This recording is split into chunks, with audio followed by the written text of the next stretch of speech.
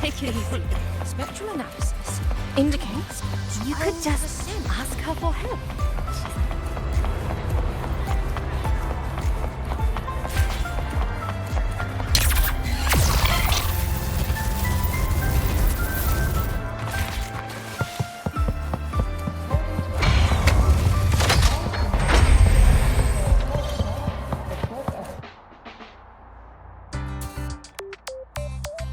When the bird glides across the sky. That song I listened to during my insomnia last night. The Renaissance do have an exquisite taste in art, but this melody just keeps my mind going. Not suitable for sleeping. Erase. Next, today's breakfast. Boyan style.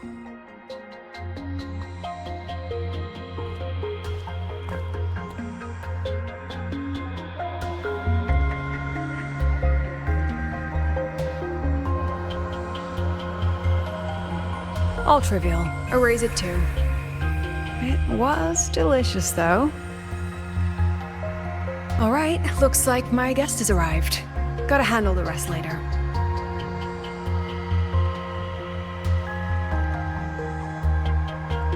What? Do I look like some murmuring android to you?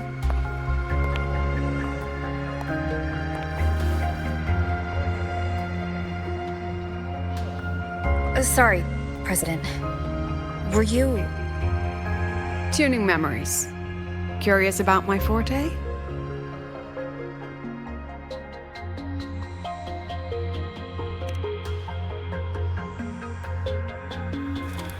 Everyone leaves behind frequencies on the objects they carry.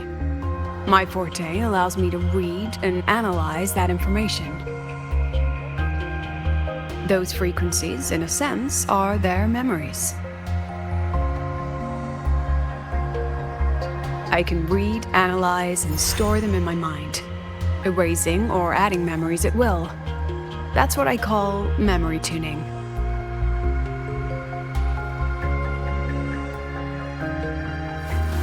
But the brain has limits, so I have to decide which memories to keep and which to discard, just like you saw earlier.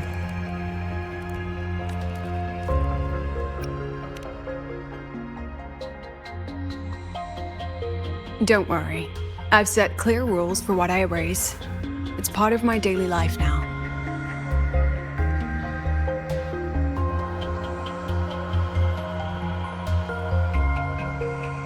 Alright, back to the point. I told you all that because it ties into what I mentioned in the message earlier.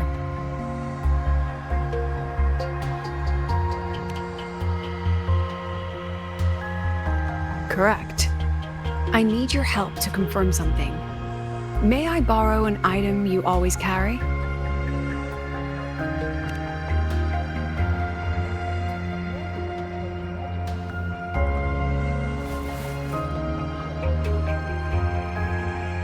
Oh, you still have it. Perfect.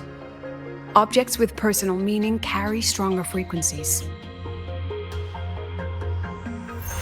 Rover, I'll need to ask you a few questions. Let's begin. I have a general picture now. At the end of the celebration, you and Sigrika entered the dark side to solve the final riddle, and encountered another Sigrika. And you realized she was a fake when she said, "Should finding an answer really be so important?"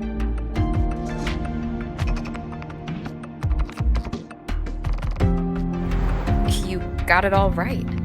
Amazing how much you learned just from that single card. To me, your memories play like a film. I can pause and study them frame by frame. So, what happened after the fake Sigrika revealed herself? Then, there was a rabbit. I remember chasing it. The same one I saw right after entering the dark side. I see. Thank you, Rover. I think I've found what I needed.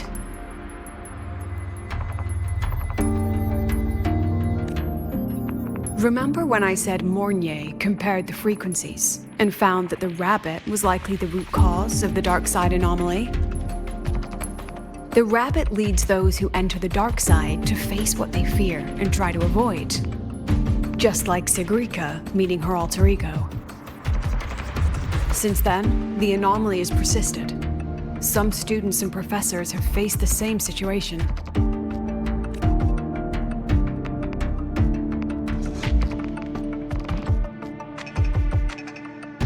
Given the Grand Architect's teaser for you and Dr. Luke, that rabbit should be one of the Fraxidus' little tricks in this game of theirs.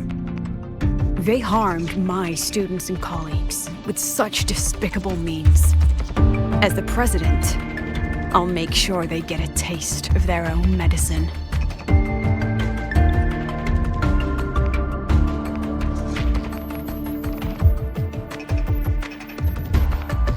That rabbit is their pawn, which means I can turn it against them. We'll lure it out, capture it, and remove the anomaly at its source. Then, using my forte, I can extract information about the Fraxidus from it.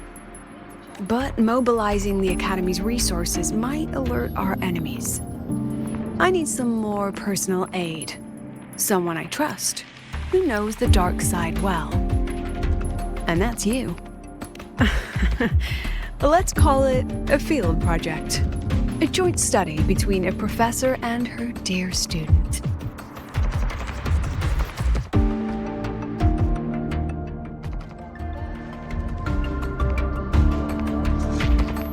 It's worth noting that while many have entered the dark side, only a few were chosen by the rabbit.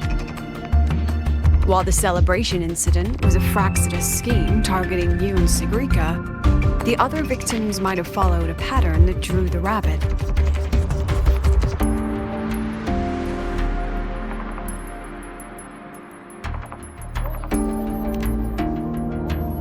Exactly. We need to find out what each of them did in the dark side and make comparisons. The common threads might be what attracted the rabbit. The Academy has already investigated the victims. Based on what we found, a few possible factors stand out. Like how long they stayed in the dark side, whether they entered with a strong purpose or desire, and whether they brought anything back.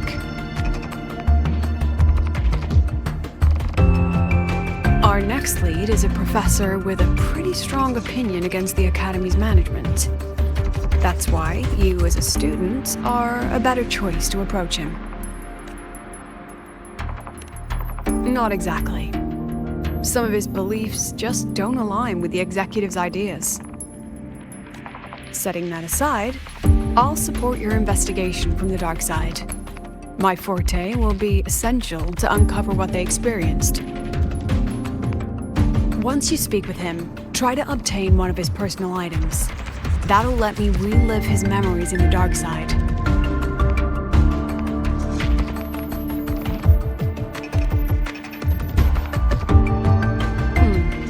Now, I've texted you the basic info on that victim. And take this.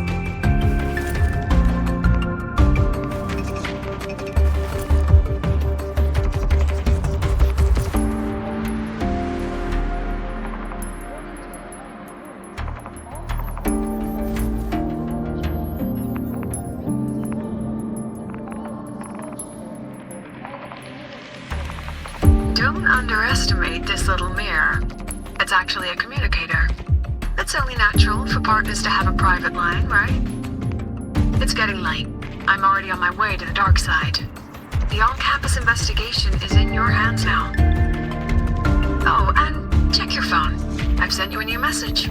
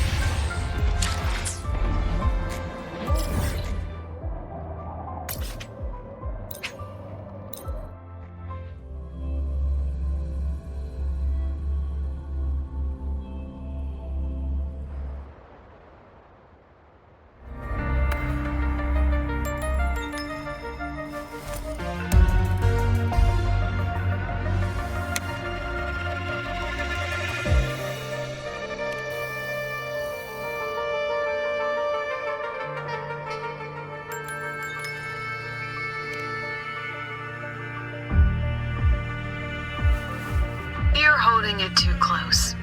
Using a communicator like that would make you look too suspicious. Relax. I already adjusted the settings before giving it to you. Just keep it in your pocket. The key is to stay calm and look natural.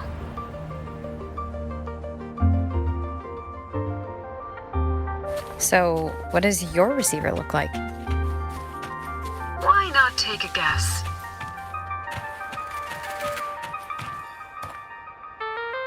We have a winner. Nice association.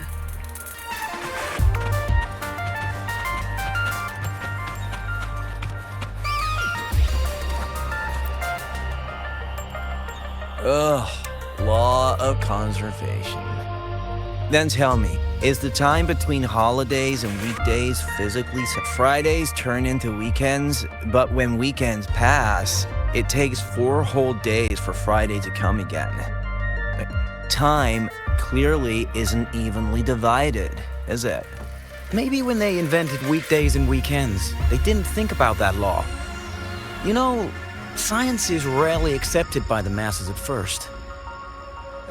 Anyway, we should probably focus on the back-to-school exam. I heard President Lucila wrote the questions. Now just imagine our pass rate. Freshmen? Exam guides? You mean like notes, previous tests, or lecture reviews? Forget it. None of that works on President Lucila's exams. According to her, don't think of it as a test of knowledge, but an assessment of your life skills. After all, here at Star Torch, knowledge isn't just for show. It's what lets you breathe and move forward. Yeah, she really doesn't like those old scholars who keep talking about theories all day. Speaking of our professors, is there anyone who might go easy on students? Maybe Professor Savi? Professor Savi? Maybe. People say he treats students like his own kids. We just saw him earlier. But isn't he one of those old scholars the president dislikes? I heard they had a dispute once. He refused to compromise his academic pursuits, and it all ended on a sour note. Adult drama. Let's not dwell on it. Oh, and say no more. He's nearby. You can find him up ahead. They remember it so clearly. Guess my speech on the opening ceremony wasn't a complete waste of time. Oh, no panic. I simply put together the professor's finest ideas for the exam questions, and added a little extra depth.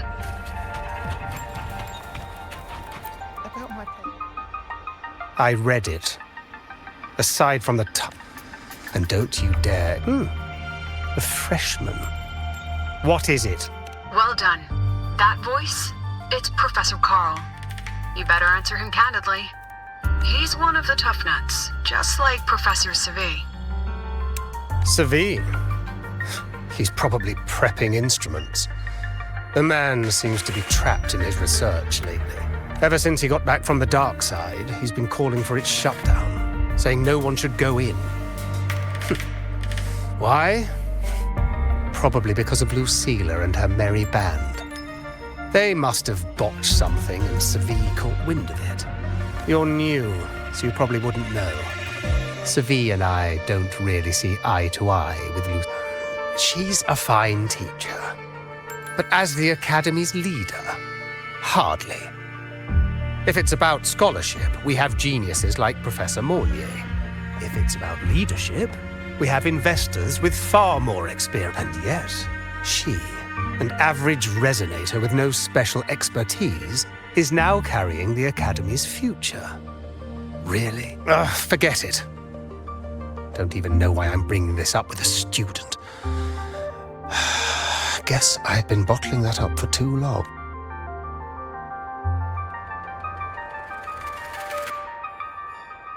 About what Oh, don't worry. I'm fine. In my position, hearing skeptical voices is part of the... But tell me, Rover, what do you think a president should be like? And where should Star Torch Academy be heading? Oh, no rush. Go see it for yourself. Let's keep moving. Professor Savi should be just ahead. And one more thing. He's also a memory-type resonator. He can reproduce and project objects from his memories. To keep you focused, I'll stay quiet during your conversation.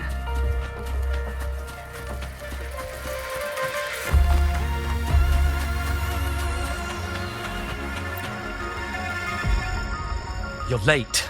Did you bring all the materials I asked for? Hand me the recalibrator. What? My mistake. I thought you were my assistant. You are, Have we met before? The Academy newspaper. You must be the student behind the success of the new solar ceremony, right?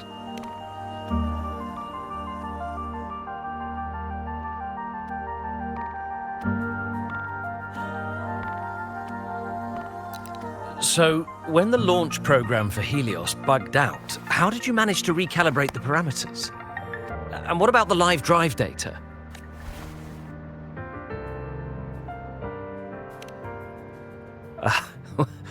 Watching a project come to life always gets me a little overexcited.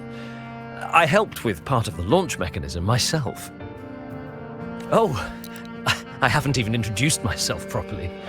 I'm Savi, professor from the Department of Engineering and a past recipient of the Space Trek Collective's Star Torch Prize. This prize hasn't been awarded in years due to the difficult situation. Oh, don't get me wrong, I'm not showing off.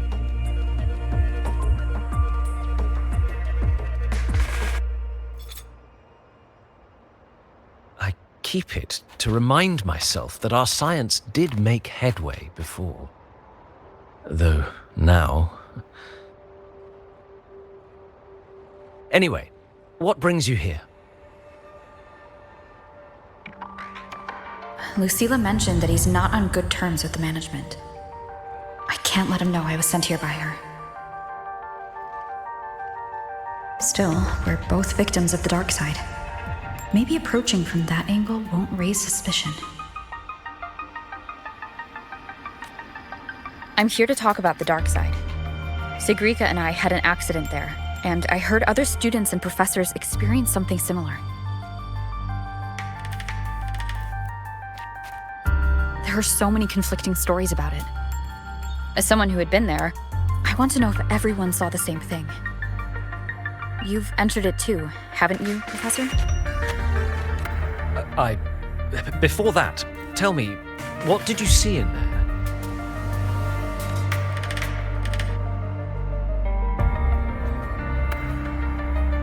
Unfortunately, although I did enter the dark side once, I didn't see any of that. Still, with all these incidents, the place should be completely sealed, especially from students.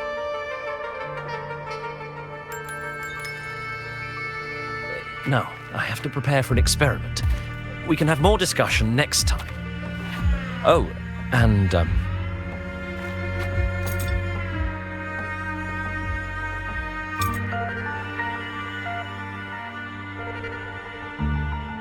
that medal's yours now.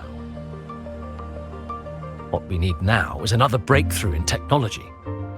So, take it as my personal acknowledgement.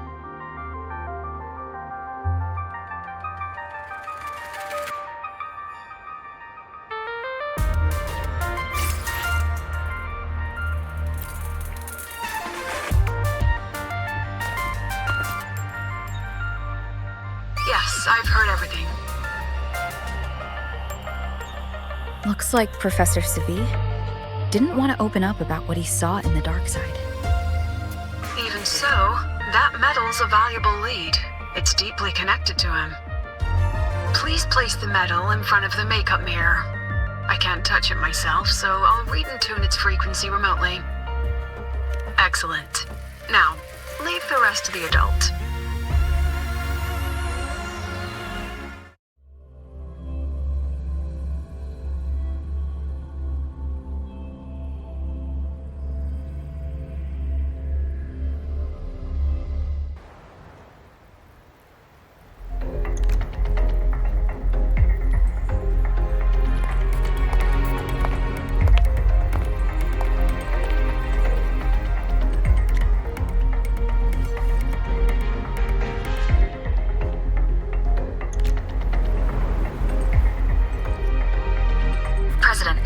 Can you still hear me? Yes, the comms are stable. Let's begin.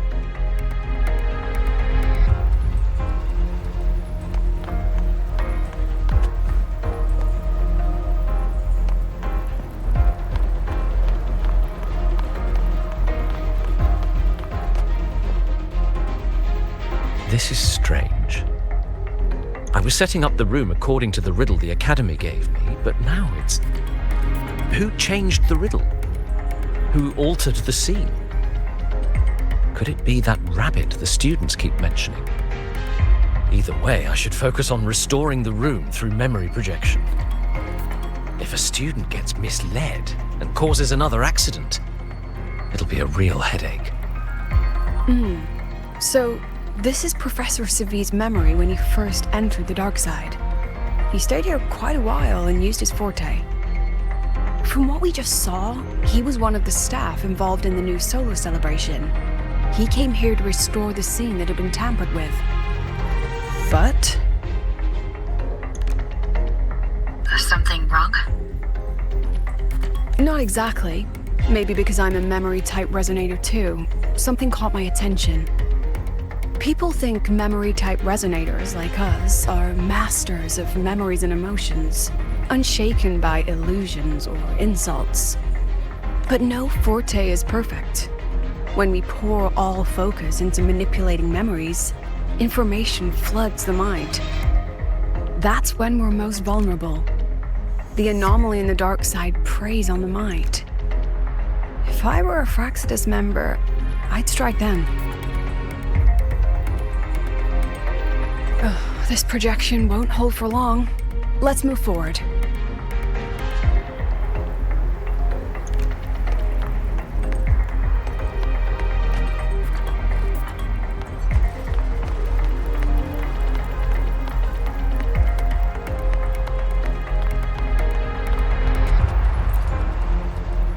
I can't even feel time passing here. Half an hour's gone already? This one should go here. Wait, the rabbit. You again. Are you the one who changed the riddle and warped this place? Get back here. This memory records the moment he met the rabbit. Before that, he mentioned time. Could that be another key factor? Did the other victims have similar behaviors? Let's not jump to conclusions yet. Keep going.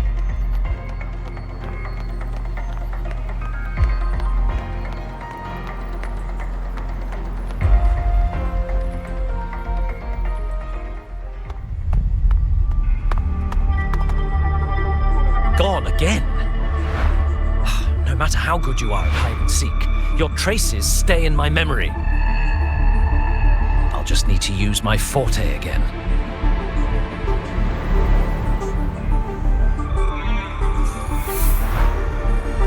No use hiding.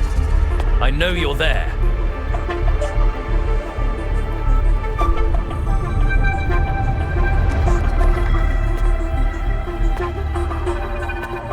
Surprised? Staring at yourself.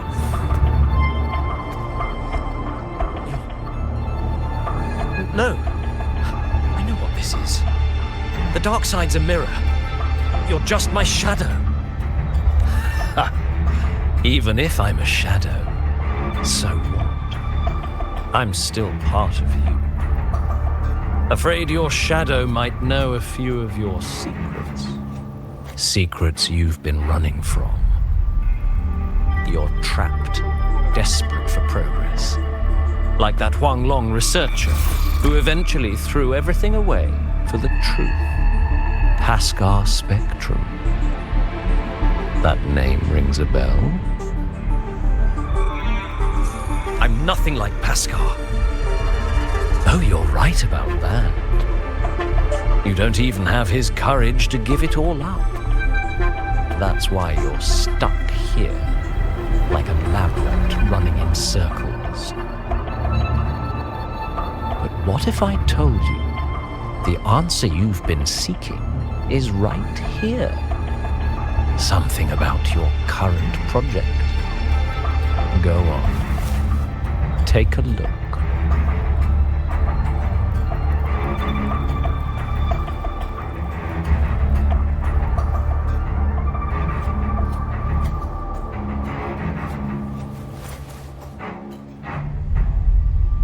The data model was wrong from the start.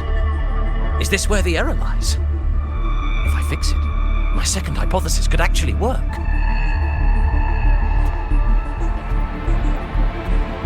Then, based on the corrected model, the result should be... Wait. There's a formula missing. The first half matches my derivation perfectly. Where's the rest? Where's the other half of the formula?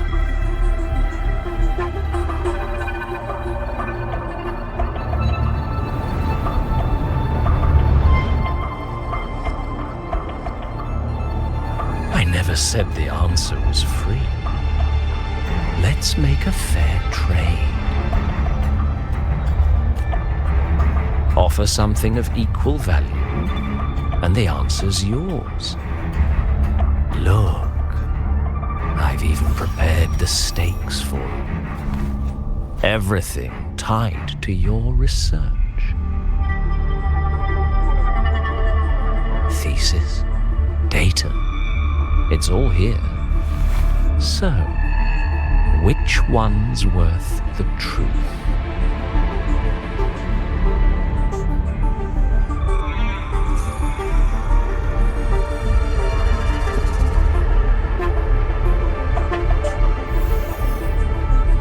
See?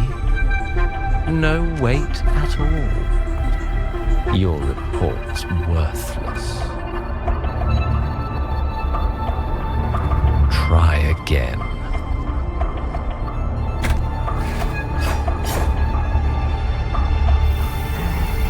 Ah, no, no, no. Far from enough. Is that the extent of your pride in knowledge? Why not wager everything?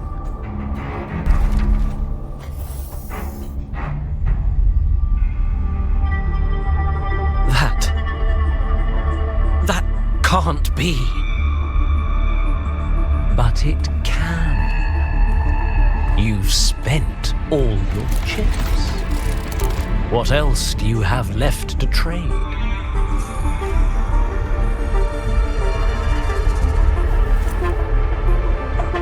Ah, right. Almost forgot about that. Your greatest honor, wasn't it? Let's see if it's worth anything.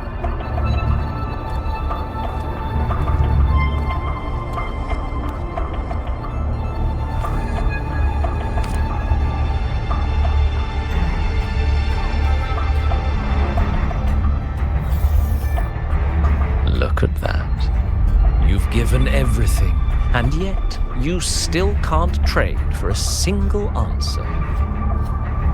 Or maybe, the scale is the answer. The so-called scientific pursuit at Lahai-Roi contributes nothing to the advance of human civilization. And of course, it can't change what sleeps beneath Lahai-Roi. You know exactly what I mean. Enough! You don't understand anything. Oh, don't I? You've got nothing left? Oh, but there's still one last thing you can trade. Your life. Go on. This is the part you idealists always love, isn't it? I told you, you don't understand. You're just preying on desperate seekers of truth. I won't let anyone else enter this room.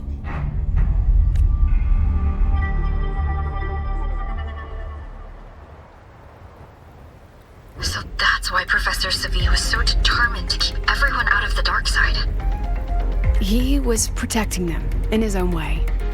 He feared that eager students or passionate teachers might trade their lives for an illusion of truth. Greatness isn't just about achievement. Sometimes it's about facing reality and still choosing to live with dignity.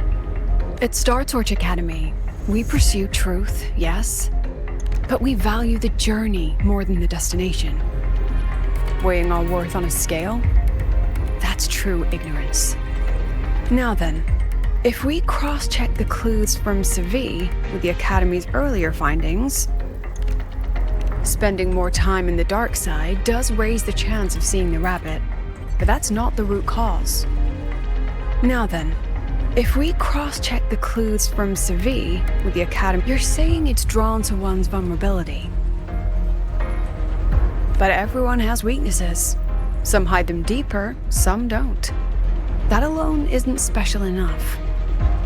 Now then, if we cross-check the clues from Seville with the Academy's earlier findings, you're half right. The key isn't the forte itself, it's what it acts upon. Remember? Professor Seville used his forte to restore the scene, and other student victims used theirs to take something from the dark side. In both cases, they influenced the space itself. That's the real link.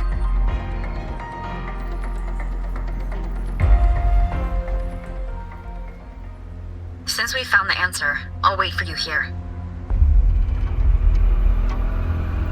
Hello? Lucilla?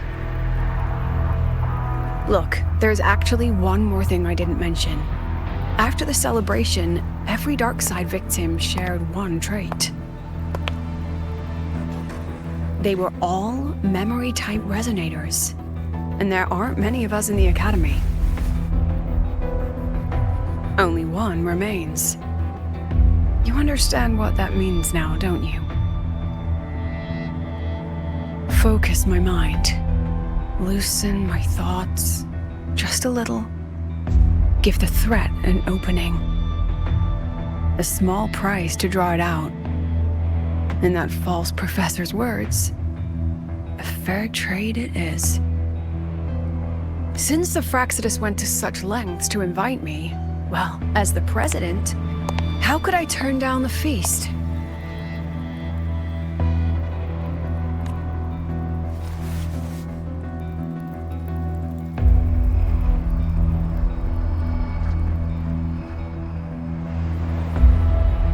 That student.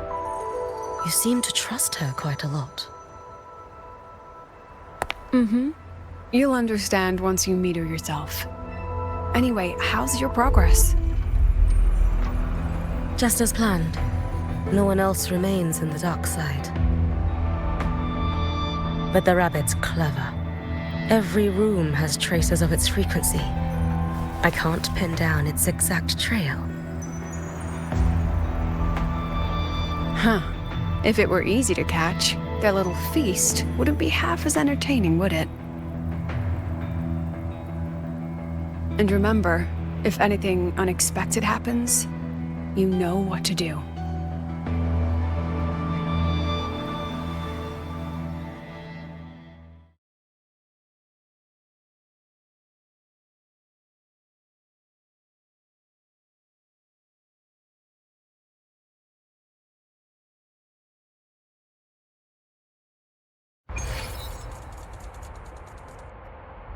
Since the Fraxidus went to such lengths to invite me, well, as the president, how could I turn down the feast?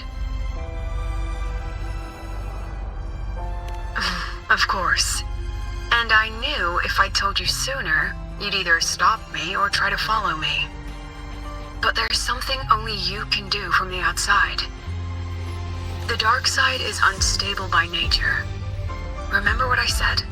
The Academy used riddles to regulate its gateways. Most have been replaced by Fraxidus riddles, but a few originals are still hidden in the Academy's archive. And the archive is inclusive. Be careful what you dig into.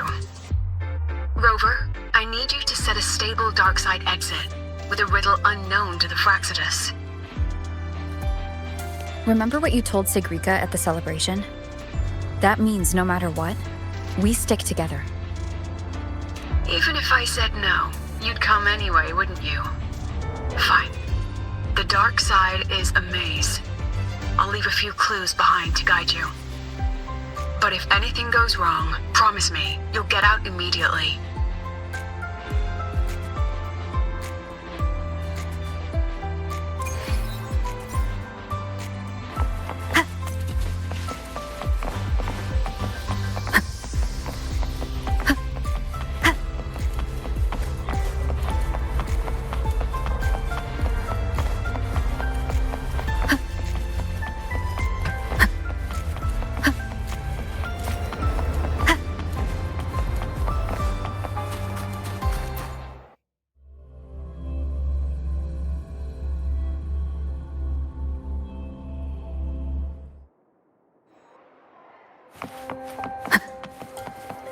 I can't control where I'm going while in zero gravity. All I'm doing is backflips. Just forget everything you know about up and down. Relax. Keep hovering. Practice makes perfect.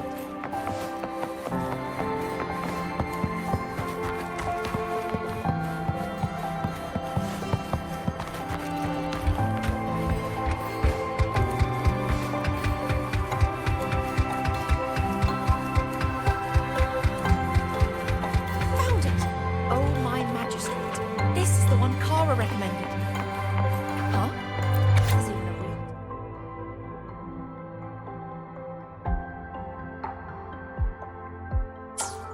Found it! Oh, my magistrate.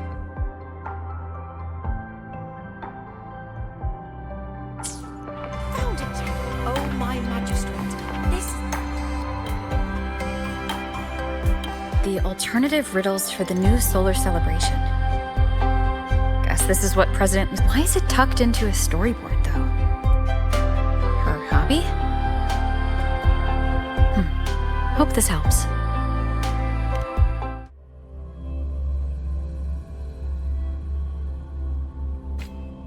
You're here. This way. If I follow this path, it should lead me to the president.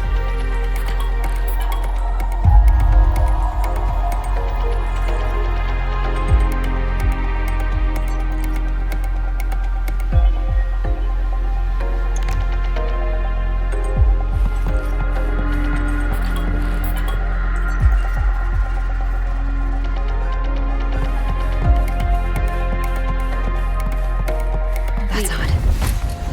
Why are tacit discords here? And they're all moving towards her. Disperse!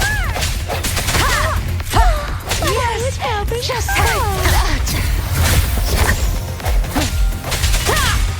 I sense your weakness.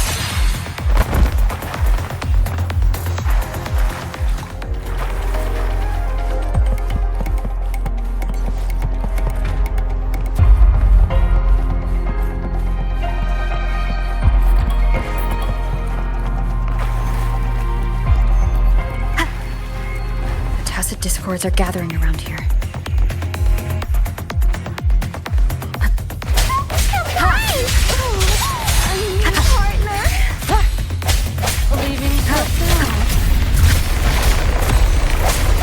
No hesitation. Bad timing.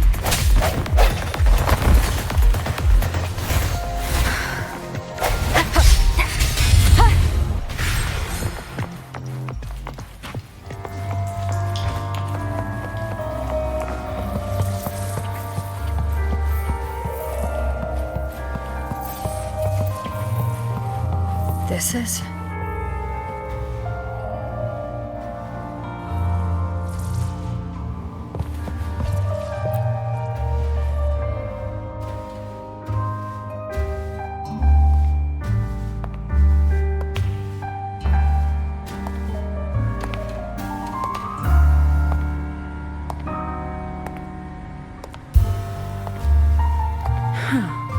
Even got my taste right, huh?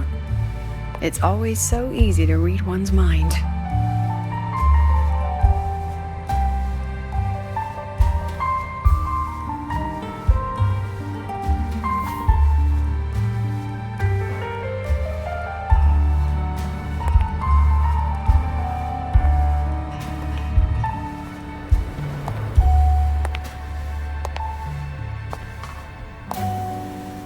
The Tragic Life of Lucilla. Directed by Lucilla. Starring Lucilla. Welcome. Enjoy your own movie.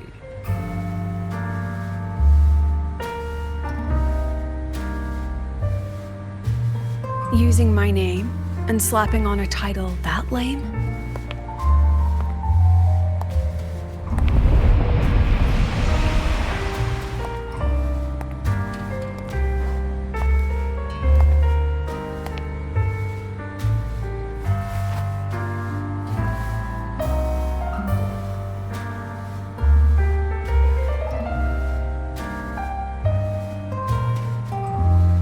heard the Fraxidus had a playwright. And this is what your art looks like?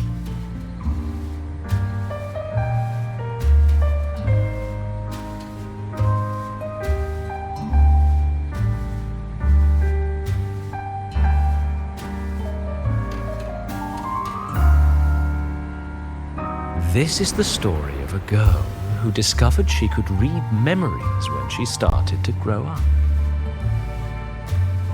Before she could fully develop her self-knowledge, she absorbed too many memories that weren't her own, until she lost who she was. Stealing Sophie's voice? Twisting people's lives into your cheap drama? Since when does that count as cinema? What's next? My grand arrival in Lahai-Roi?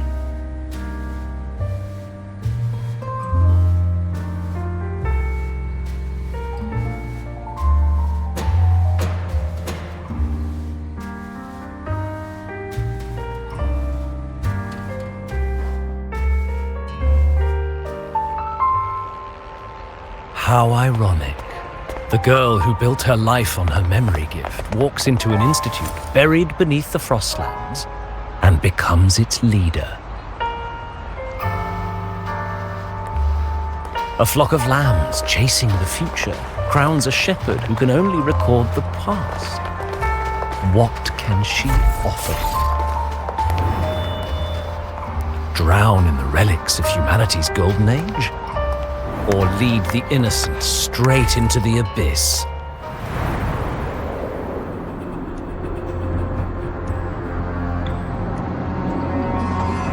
The flock crosses the frozen lands, trying to light fires against the coldness and darkness. Some burn clothes, some burn books, some even burn themselves. But the coldness and darkness know no end, and devour everything. In the end, nothing remains, only silence.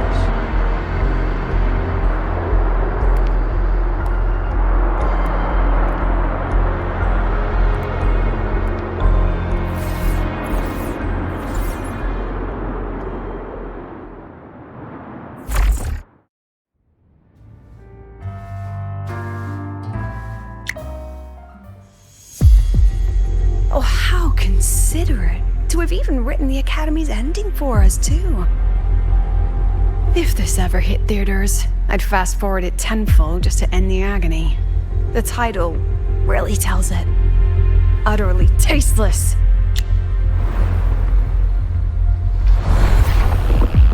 Thus ends the film. However, upon review, it's filled with meaningless actions, and its protagonist is pitifully naive. The script will be rewritten and rescreened. Actress, please wait before the curtain.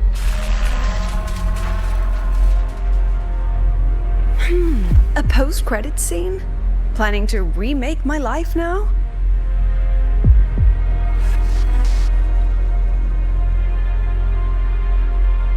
Fine. Since you've handed me a free ticket, I'll see it through.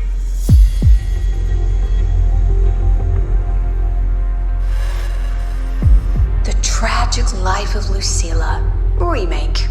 Scene 1, action. The pitiful girl repeats her past, grows up again, and again arrives at Star Torch Academy, standing once more at a crossroads.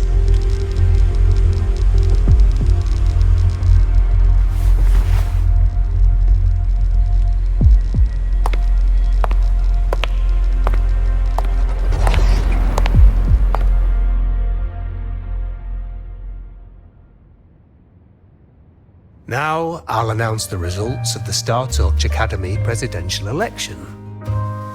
The vote was jointly conducted by each department's committee, and the new Federation Special Investigation Panel. Professor Lucilla, congratulations. You've been elected as the new president of Star Torch Academy. Well then, President Lucilla, care to say a few words?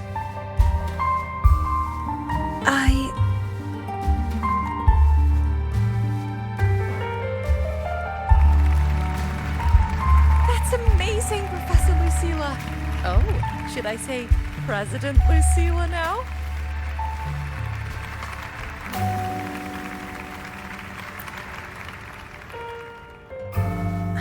Thank you for your trust, but I don't intend to accept.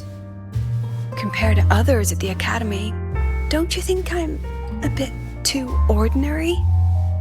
I have no major academic achievements, nor administrative experience. Honestly, sometimes I even feel small standing among all of you. Making a nobody the shepherd is dangerous for everyone, isn't it? So, please understand my choice. I'm content following at the back of the flock. I request a new election. Quiet! Everyone please be seated. Professor Lucilla, have you really made up your mind? Isn't this a bit hasty?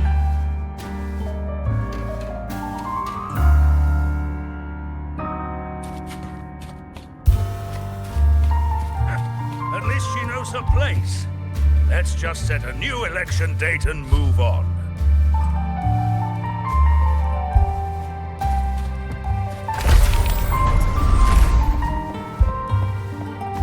Look, Professor Lucilla's here.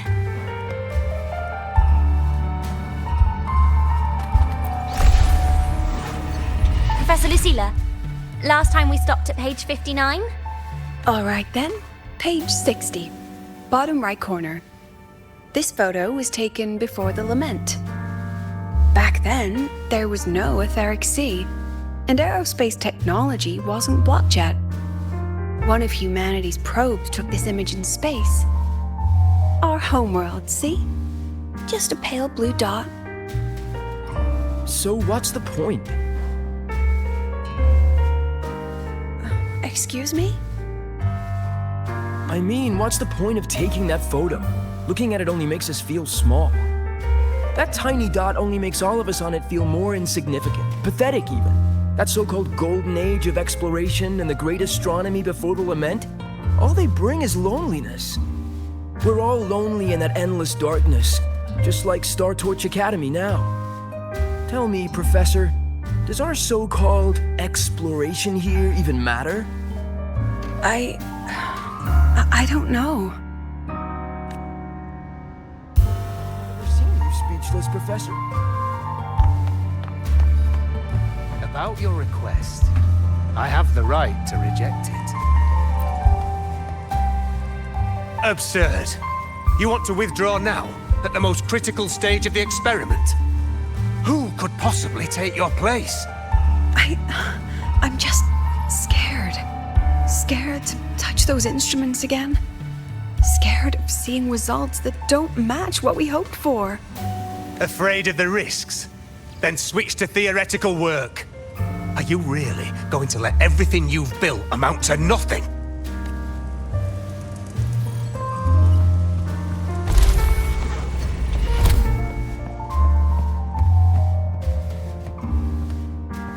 Professor Lucilla just ran out of the room, clutching her head, like she's lost it.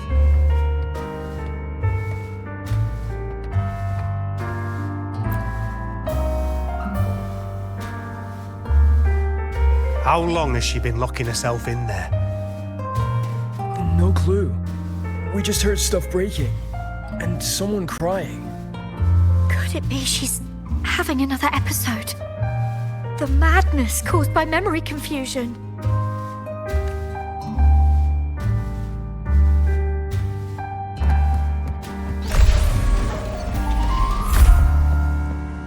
Are you really quitting the project, Lucilla? You've made up your mind? Yes.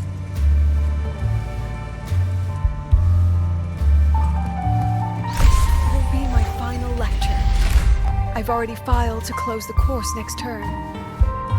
Thank you all for your support. I've gone as far as I can. I'm sure you'll all go farther than I ever could.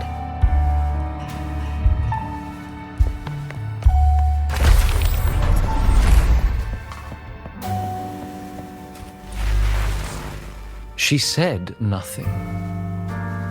Deep down, she'd already accepted her own mediocrity and stopped moving forward. The girl who once forced herself to stand tall now teeters on the edge. Her curtain's about to fall.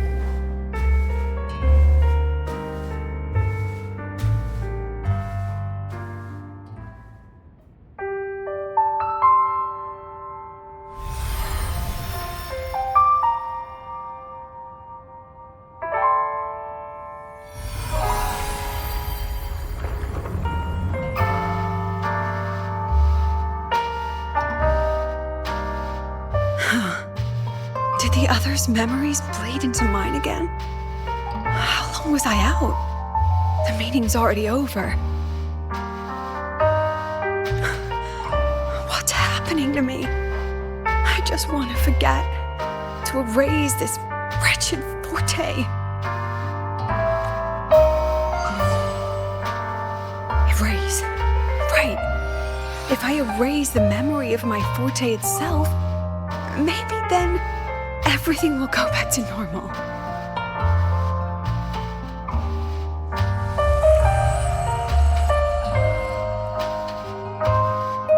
I'm done with all of it.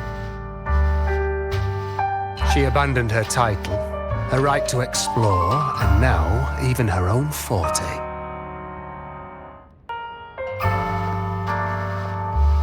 She chose to kill the person she used to be. Like someone who had drowned, losing both her air and shadow. A different choice, a brand new life.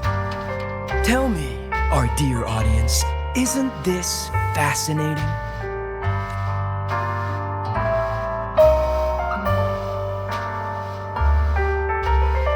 If everything's destined to fade away, why not just wait it out?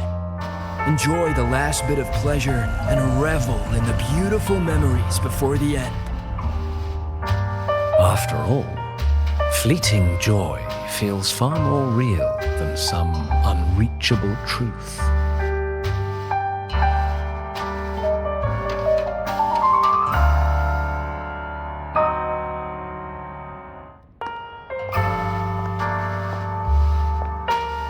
You only need to come a little closer and take my hand. Our lives can trade places. No more pain, only warmth and bliss. The curtain's about to fall, and the choice is yours.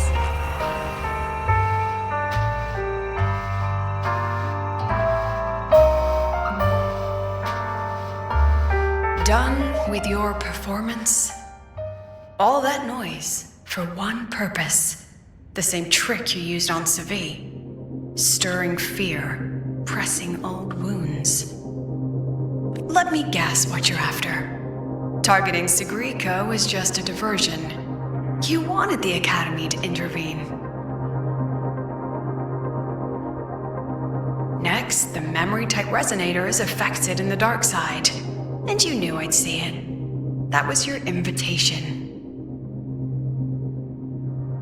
So this little play, it was meant for me and all the memory-type resonators. You're afraid of something in us, aren't you? Something that threatens your grand scheme. You put on quite a hilarious show, I'll give you that. But you came to the wrong audience. You can ramble about pasts and futures all you like, but I only focus on the present. And that's exactly why your message in that film disgusts me.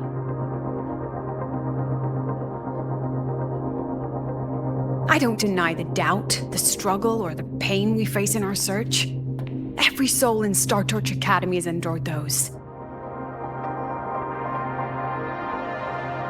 But the weight of civilization demands shoulders to bear it. And we, right from the beginning, are a flock, walking willingly toward our own end.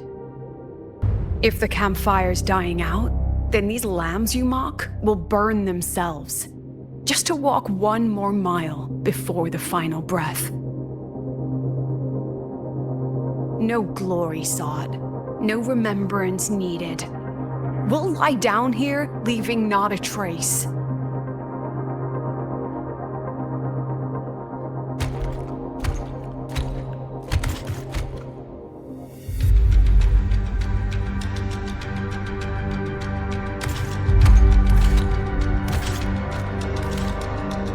But what's the point of it all? The point? You, who watch us burn. You're the proof. You and everyone behind you. That's our meaning.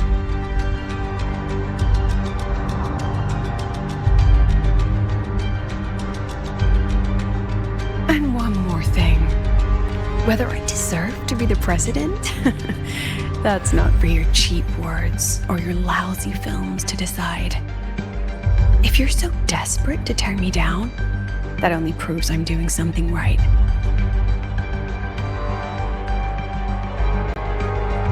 Tell me, who's the real desperate one here?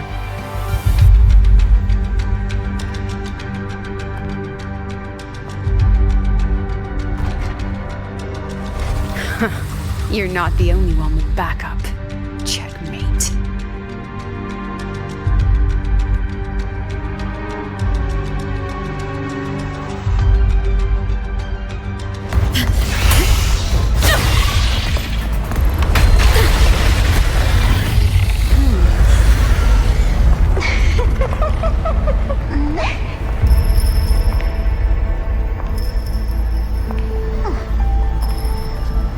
You're here.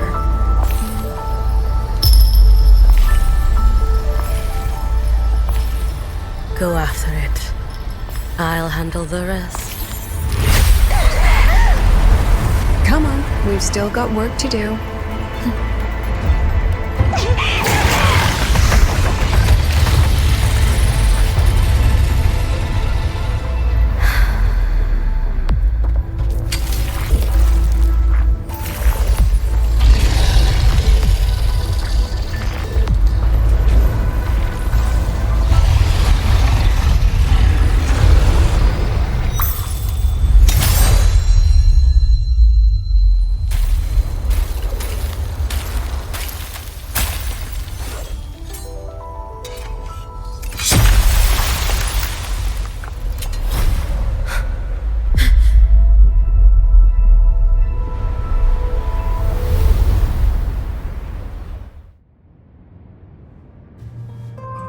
Stay sharp, Rover. It can take the form of anything in the dark side. There's only one passage here. It must still be around. Stay close.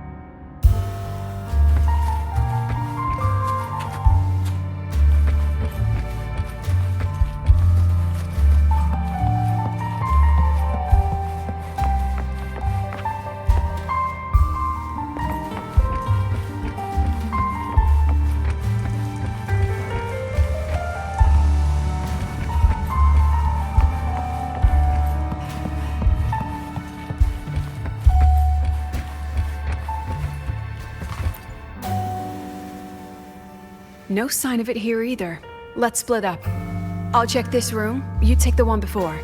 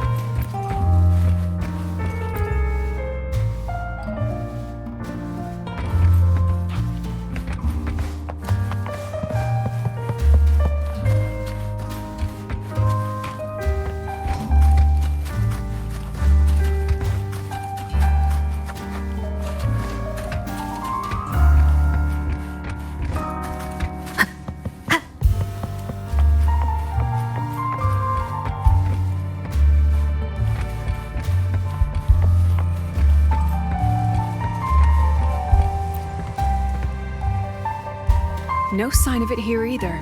Let's split up. I'll check this room, you take the one before.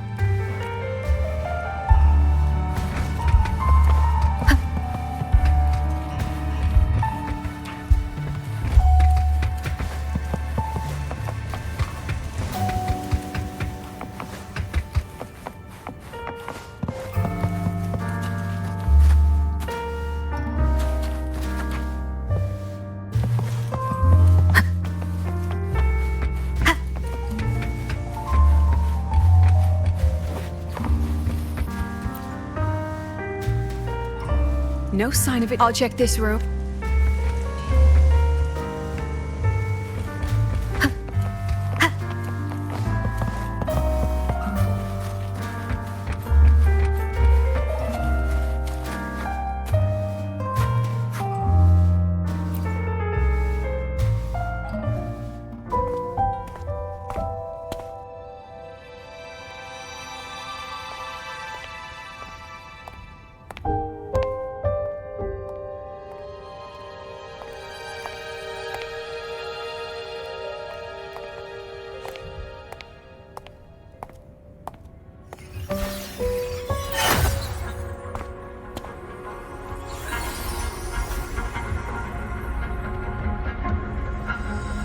Told you.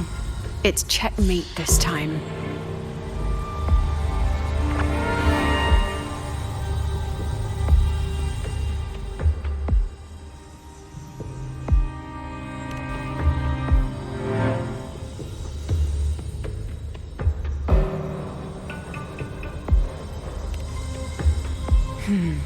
We still haven't figured out what the Fraxidus wants with the dark side. For now, this little one's our only lead. Let me try reading its memory first.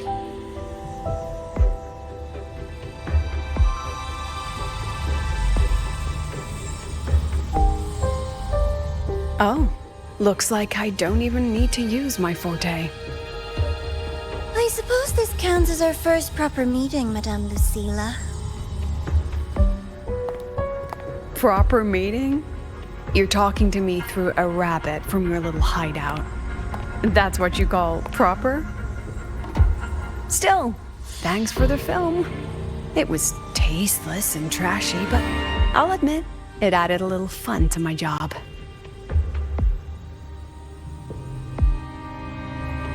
You knew I'd catch this rabbit from the start. And didn't you already know it was a trap meant for you? We both have what the other wants. What are you trying to do in Lahai-Roi? As an educator, you of all people should know better. Finding the answer is the asker's job, you know?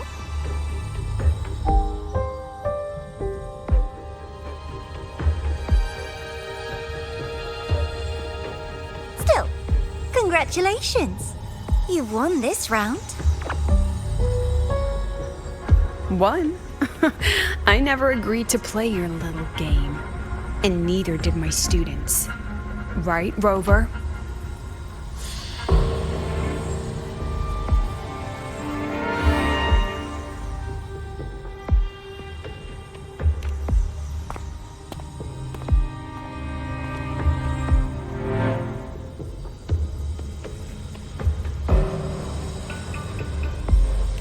Flattering myself? That hurts. I worked very hard setting up those trials for you.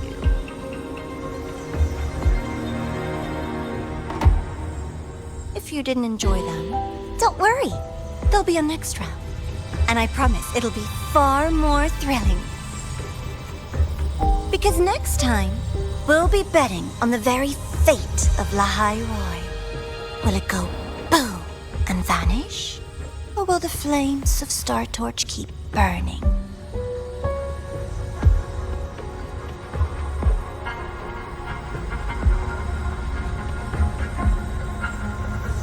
I can't wait. Truly, I can't wait for our next meeting.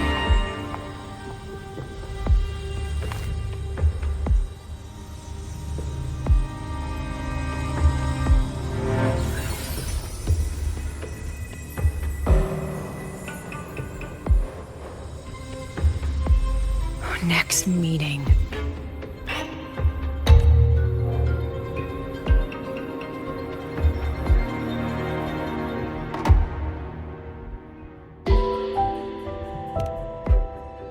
It's all right. At least we dealt with the source of the dark side's anomaly.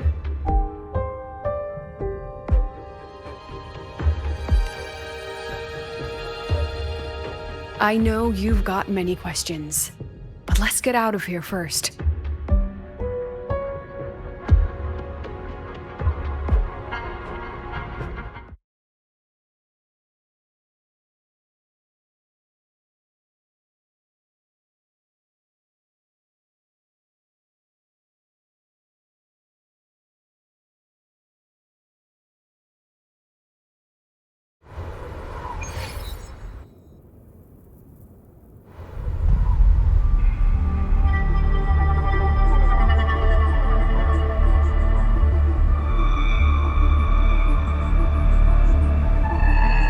You said the things in the dark side wouldn't hurt them. Didn't I do what you asked? You wanted to help Sagrika, so I tweaked the dark side to help her see herself clearly. Besides, no one got hurt, right? Your friend, your teacher, and Rover.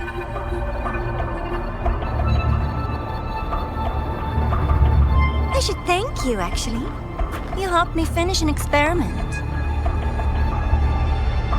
Experiment? The opposite of the void. How far can memory-type resonators go before its power consumes them? And what other tricks is this petty academy hiding? A Miko wielding a sword?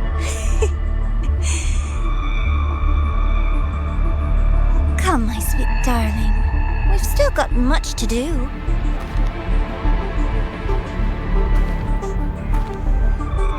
What about the rabbit? Isn't it your pet?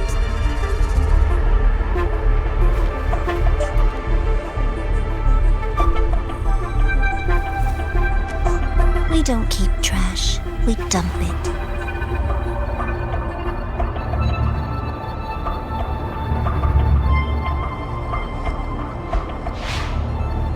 So, please try hard to be useful if you don't want to be disposable.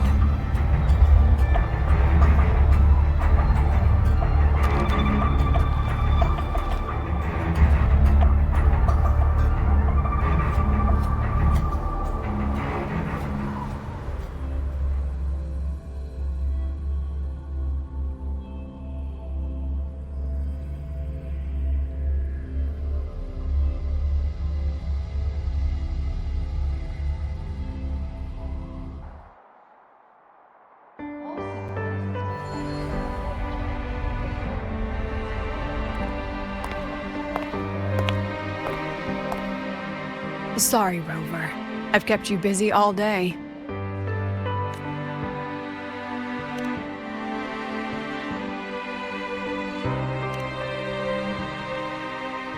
From the moment you came to me, you already knew this was a trap set by the Fraxinus. Yet you planned to walk right into it. All in a day's work for your president. Besides, it worked out pretty well, don't you think?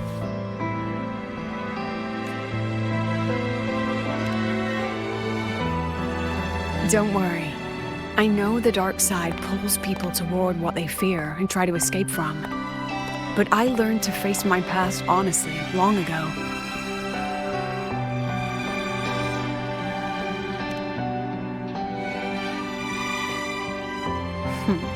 You want to know? Didn't you say you wanted to introduce a new course?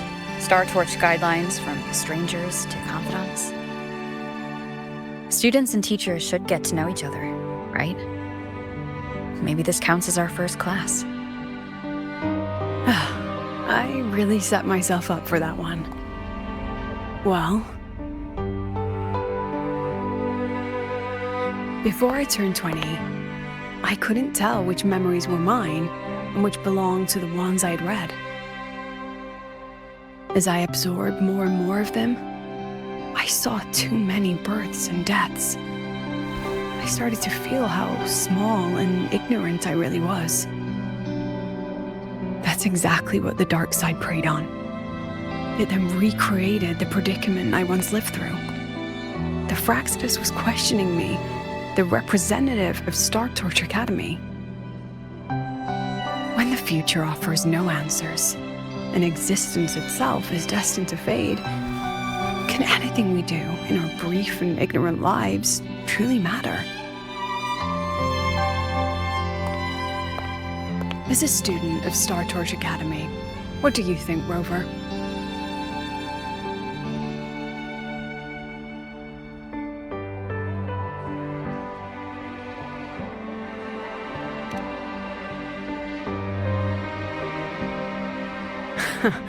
That's the kind of answer you'd say. Back then, I joined the Space Trek Collective without a real purpose. But luckily, just like you, I met a good teacher. My teacher was an ordinary man, a Roya in charge of observation in the Frostlands. We both spent our days watching and recording, each in our own realm. But he never saw himself as just an observer. Again and again, he made connections with people and the things he studied, and built bridges between them.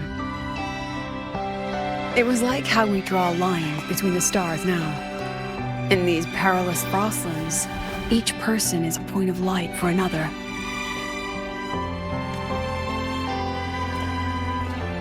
Maybe I used to stand too high, never stooping to feel the emotions in those memories.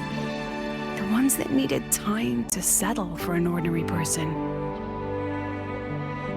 When I revisited the memories I once read, I realized they all shared one thing in common. Everyone spends their whole life searching for answers. And it's those very answers that give meaning to our journey toward the future, even if we might find nothing in the end.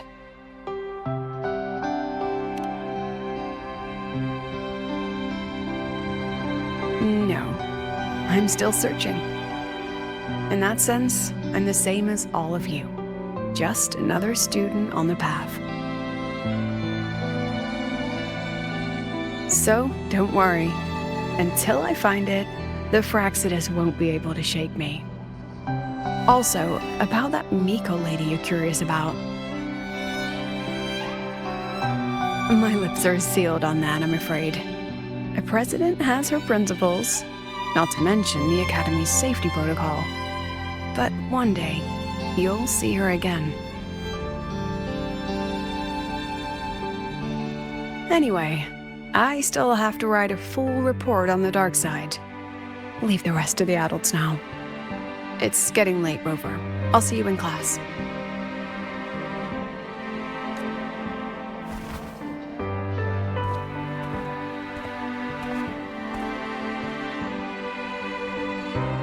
Has this game truly ended?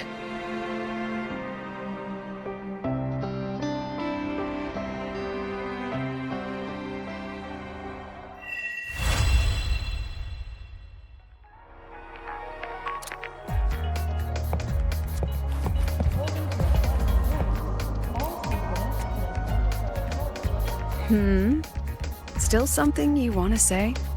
Oh, but Star Torch Guidelines from Strangers to Confidants is designed for both teachers and students, isn't it? If you want to hear mine, you'll have to share your stories before coming to Lahai-Roi first. People everywhere are protecting their homes in their own ways. The Fraxidus' claim that it's all meaningless is the greatest insult to our era. And your pen pal sounds like a sincere, kind girl. It's a blessing in times like these to have someone you can truly talk to. You will. Human connections are stronger than you think. All right, since you shared, I'll tell you something you wanted to know. Let's start with During an expedition in the Frostlands, I got caught in a storm and was separated from the others. Due to my chaotic memories, I barely understood the concept of death. An old Royan observer rescued me and brought me back to his outpost. When he learned of my ability, he asked me to help him recall the memories he'd long forgotten. In that small cabin, I read the joys and sorrows of his past. He studied the behavior of Exoswarm alone, danced the Royan dances there, and shared laughter with passing researchers. He was never lonely. I began to follow his example and actively reached out to the memories I once read. I wanted to show my respect and experience them anew. Guess what I felt then? No, it was the fear of death. For the first time, I truly feared death. I felt their most genuine human emotions facing the jaws of death. When I realized that, I knew I was finally waking up from the nightmare of those memories.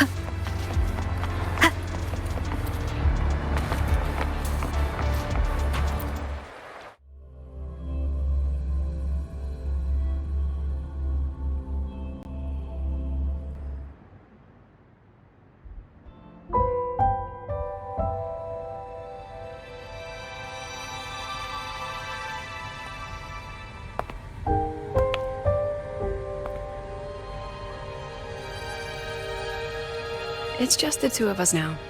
No need for all the formality, Yuki.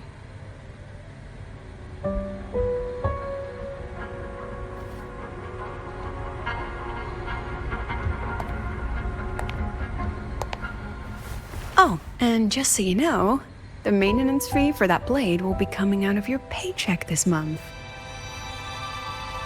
Which blade? The one you used in the dark side. That makes it the 4th you've broken so far. Try to be gentler the next time, will you? Sure. What about my own sword? Its maintenance is mostly done. Don't worry, you'll have it back soon. Wanna try one? It's pretty popular among the students. Not hungry. Candy's supposed to be eaten when you're not hungry. That's what makes it taste good. Go on, try it.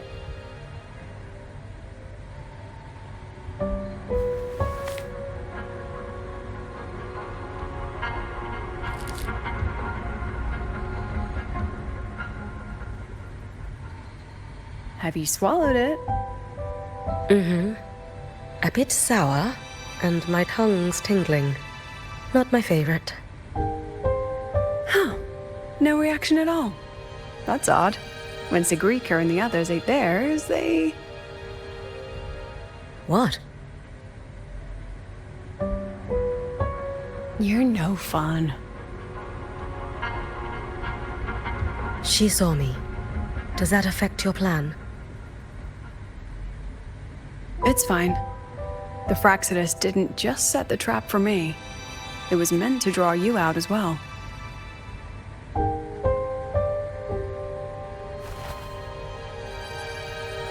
They've noticed your existence. I'm sorry for keeping you confined, for trying to hide your power. In the end, it still came to light. We both knew this day would come sooner or later. So, would you consider moving back to the academy for now? If anything happens, you can respond right away. The Fraxidus went to great lengths to tamper with the dark side, but it poses a little actual threat to the academy. At worst, this anomaly might be tied to the power of the Threnodian too. It seems they're already preparing their next phase. What do you need me to do? Now's not the time. You should know that the Space Trek Collective was built atop the Threnodian. That's why we've prepared countless contingency plans. Even if every single one failed, even if the Threnodian completely consumed the Collective, we still have a final card to play. The wish-granting Miko. You.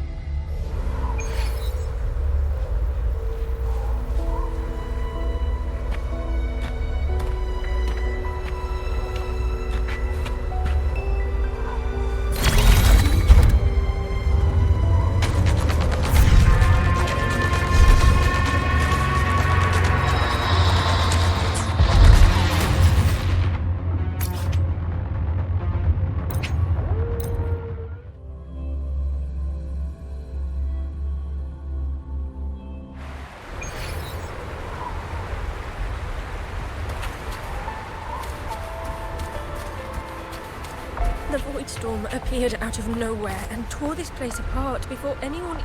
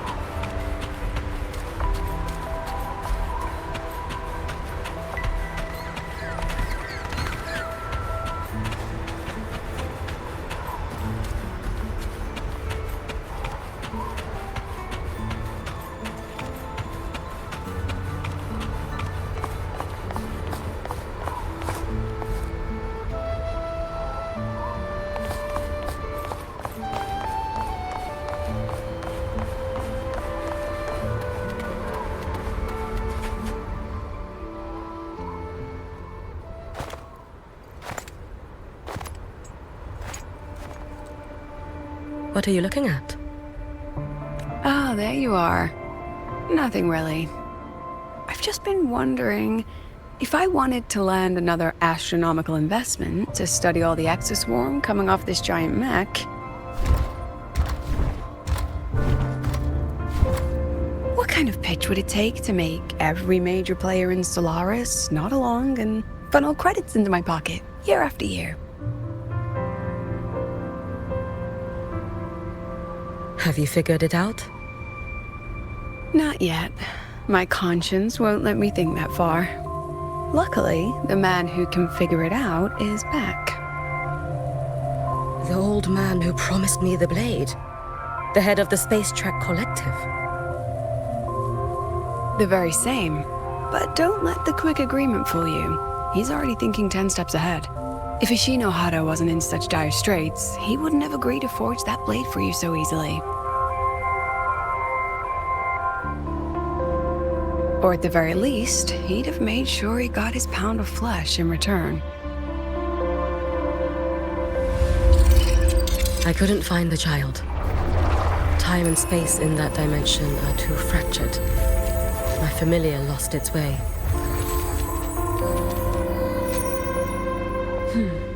Then we need something that can hold out longer. A better way to search? Void matter reactivity has been high lately.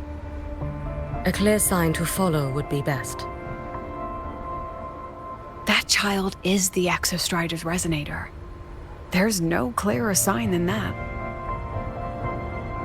Looks like it's time the Exostrider was reactivated. When that happens, whether you're an annoying adult or the one meant to pilot it, I'm sure everyone will be on board, don't you think? What if we used footage of the Exostrider activating to pitch for funding? And the confidentiality agreements? No sympathy for my chronic funding anxiety?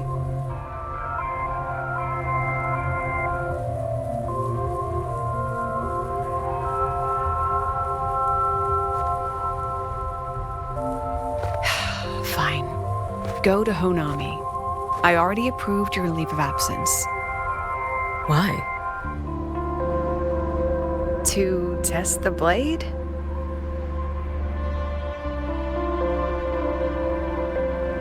Even once the Exostrider awakens, there's still a chance it fails. If it does, what you sealed in the Deemer Plains becomes a liability.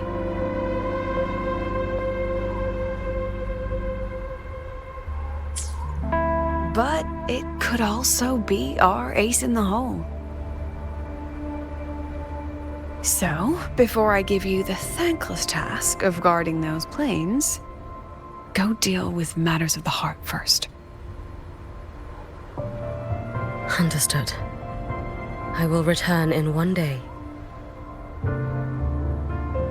Take 2. Give yourself a day to look around. Go on. A Black Shores member will meet you there. I still have all of Dr. Luke's mess to clean up.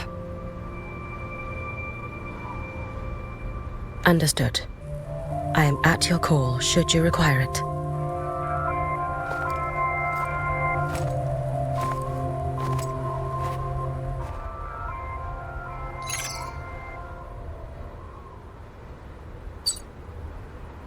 Yes, I'm listening. So it's about Denia. I see. Let's discuss it in person.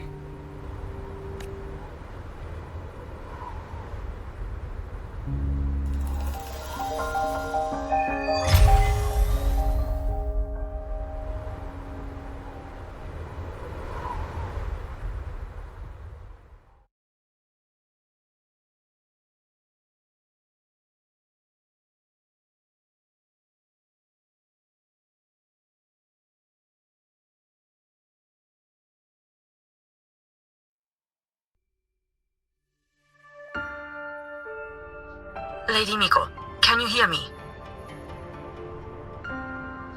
Yes. You may call me Hiyuki. Understood, Lady Hiyuki.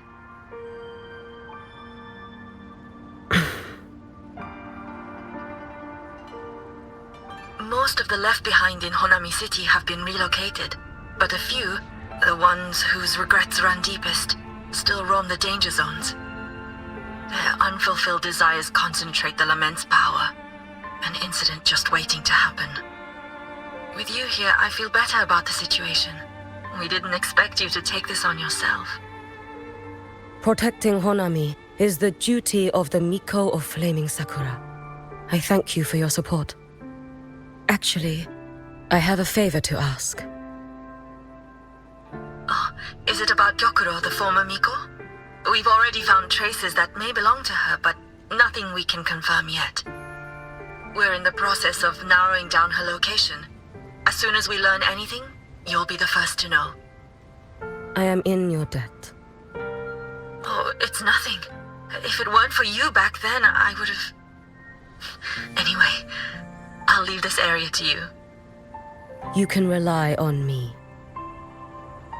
Was there something else you wanted to say?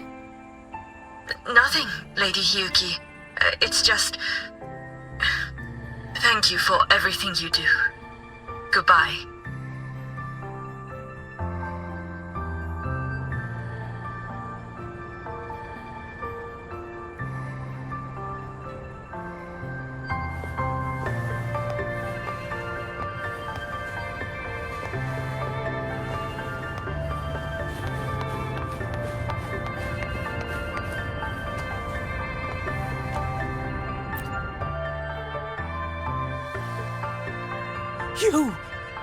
You are... Yes. Miko of Flaming Sakura, you're back! I knew those monsters wouldn't stand a chance. Everyone else thought we were done for, but I told them, don't worry, Lady Miko will come and save us. I'm sorry. I was too late. It doesn't matter. You're here now, aren't you? Please, just say it. Say the Miko of Flaming Sakura has returned and that those monsters are finished. The Threnodian has retreated, but I couldn't. I couldn't save you. But you defeated it, again! And one day you'll drive it away from Ashinohara for good. Yes, I hear your wish. And I promise, one day...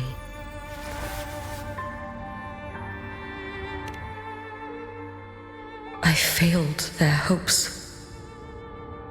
No matter how many times we drive it back, the Threnodian always returns. When will we be freed from this nightmare Ashinohara?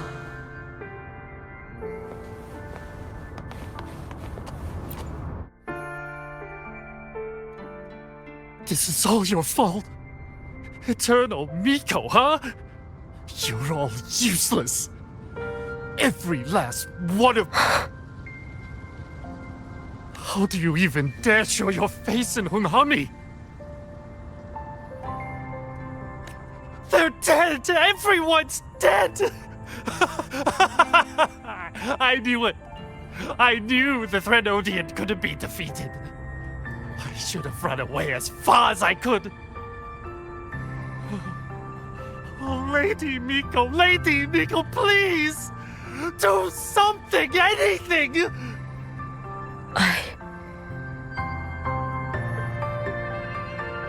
Powerful people like you won't die even if you lose. What about us? What about ordinary people? Just wait to be torn apart? I knew you couldn't hold the line. I knew it couldn't be killed, but how do we go on from here? Lady Miko, heroes, tell me, what should we do? If you need someone to hate, let it be me. It's all right. Place all your pain, all your resentment upon me. May your soul be granted a moment of peace.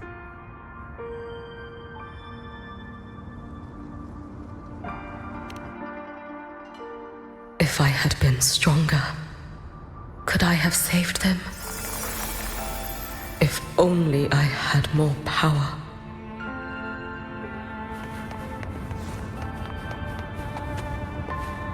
Careful. Get behind me.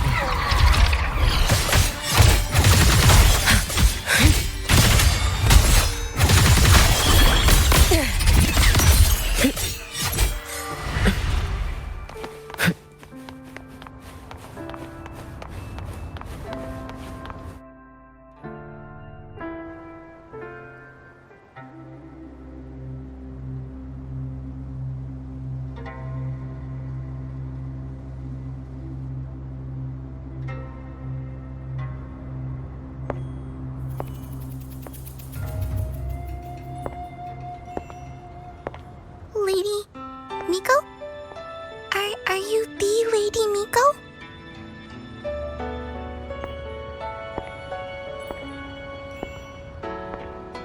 Oh, you are! You're the Miko who once talked to Lady Gyokuro.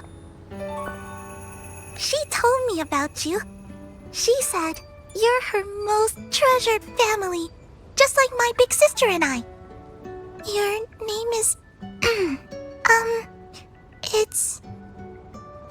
Hiyuki. Yes! Hiyuki! That's it! Such a pretty name, just like Lady Gyokuro's. My sister said if I hid here and prayed with all my heart, Lady Miko would come and save us. So... I've been waiting.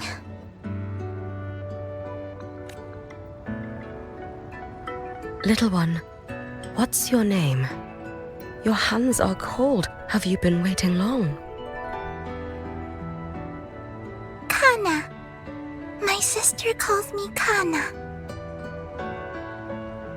Lady Miko, you're finally here. But my sister... she... It's all right. I'm listening. She asked you to wait here, didn't she? Ah, she must have trusted you very much to give you such an important task. Task?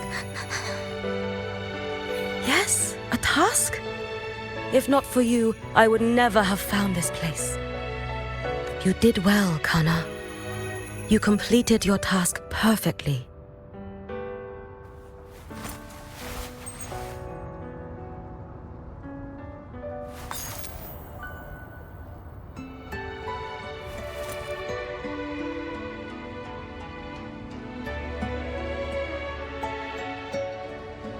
Lady Miko, are you here to save Honami?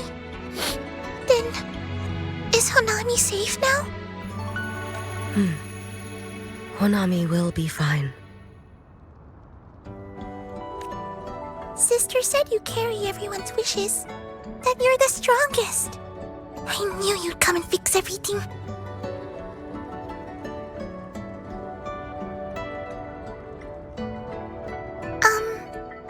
Lady Miko, can you help me find my sister? Of course. We'll both get to see our sisters again soon.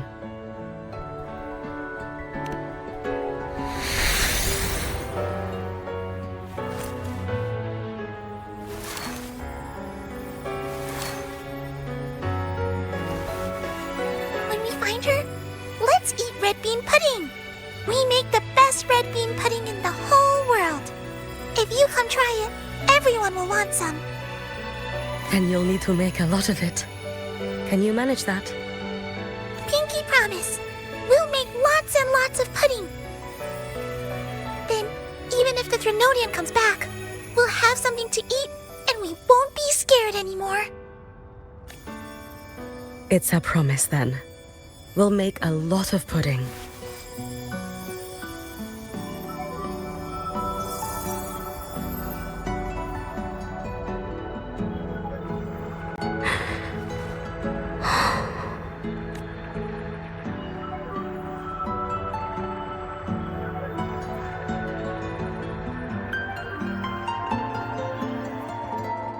Red bean pudding.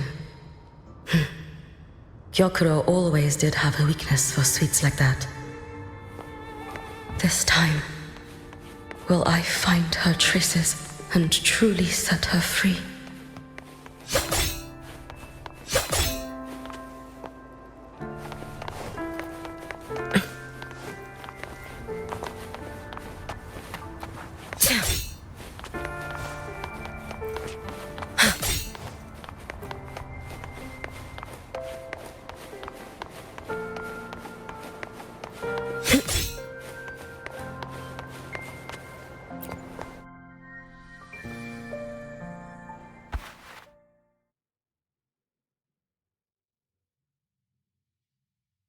Hello, Lady Miko.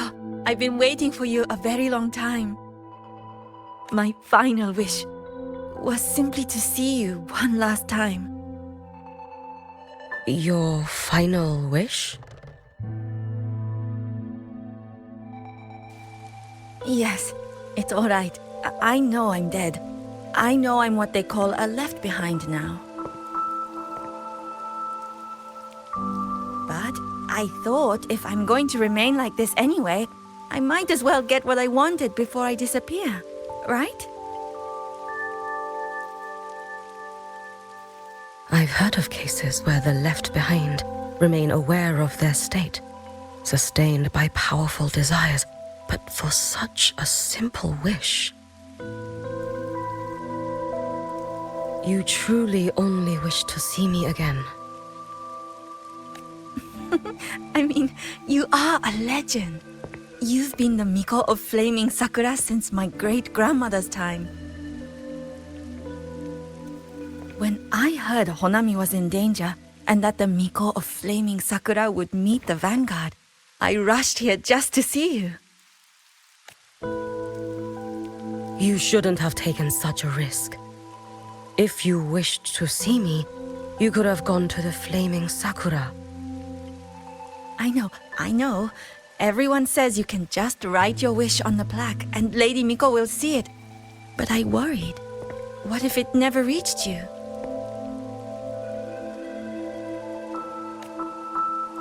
So I came all this way to make the wish in person. I wanted to see whether it would come true.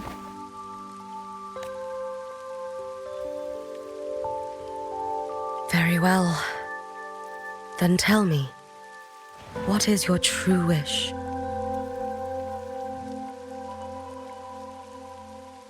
I wish for world peace, for people to stop living in fear of the lament. I want everyone to survive it. Lady Miko, my wish is that there will never be another Miko of Flaming Sakura.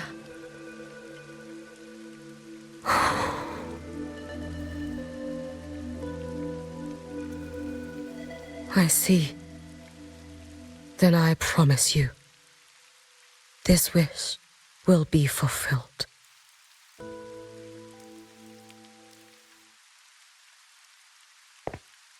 I know it will.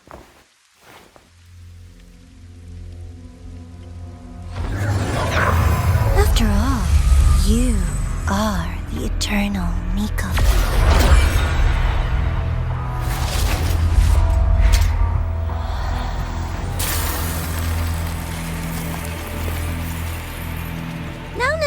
No need for that, Lady Miko. If you wished, you could cut down this avatar at any moment. But I think you'll find this far more interesting.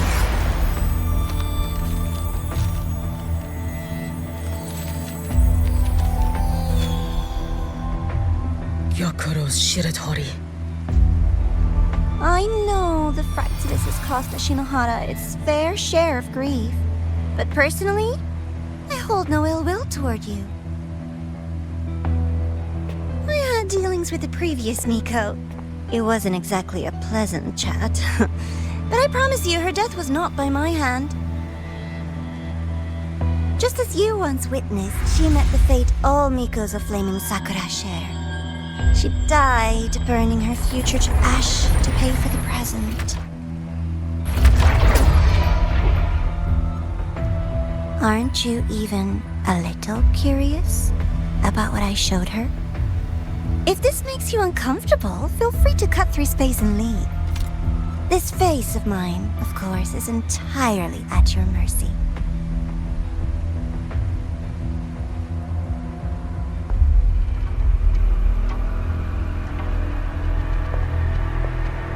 No need to dull my blade.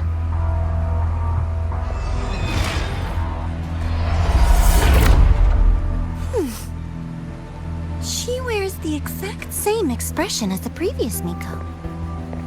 I suppose one day she too will be reduced to ashes by her own wish. Oh, Eternal Miko. Is she simply arrogant? Or just a coward?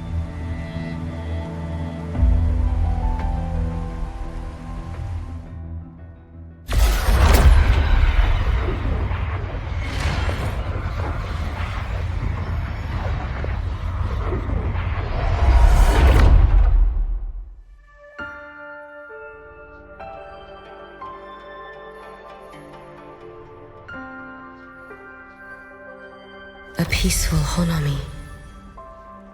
Why bother with such an illusion?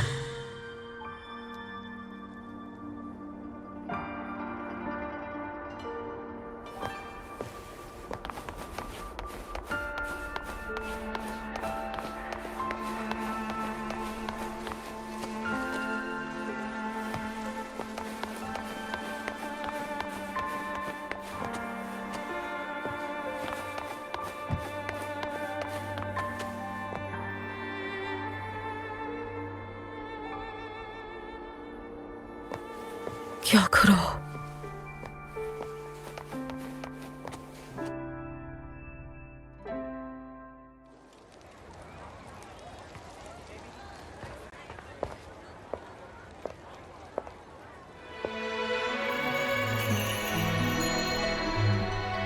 Lady Gyokuro, guess what? No math homework today! My parents and my big sister finally taught me how to make red bean pudding. Want to try mine? I'd love to. You know I can't resist red bean pudding. Wouldn't miss your special batch for the world, Kana-chan. Yay! I'll go make it right now.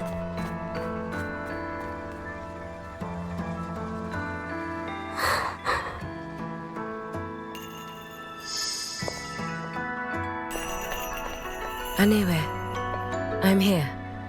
What is it? My. Can't a sister just want to see her favorite girl without a reason? That's not what I meant. There's that serious little face. I just wanted to chat. Always relaxes me. So, how are things at the Flaming Sakura? The usual. Many came to make wishes. The Thronodian's active cycle is almost here. Death will be a frequent visitor to Ashinohara once more. Prayers for safety, peace, victory. They pile up thickest at times like this.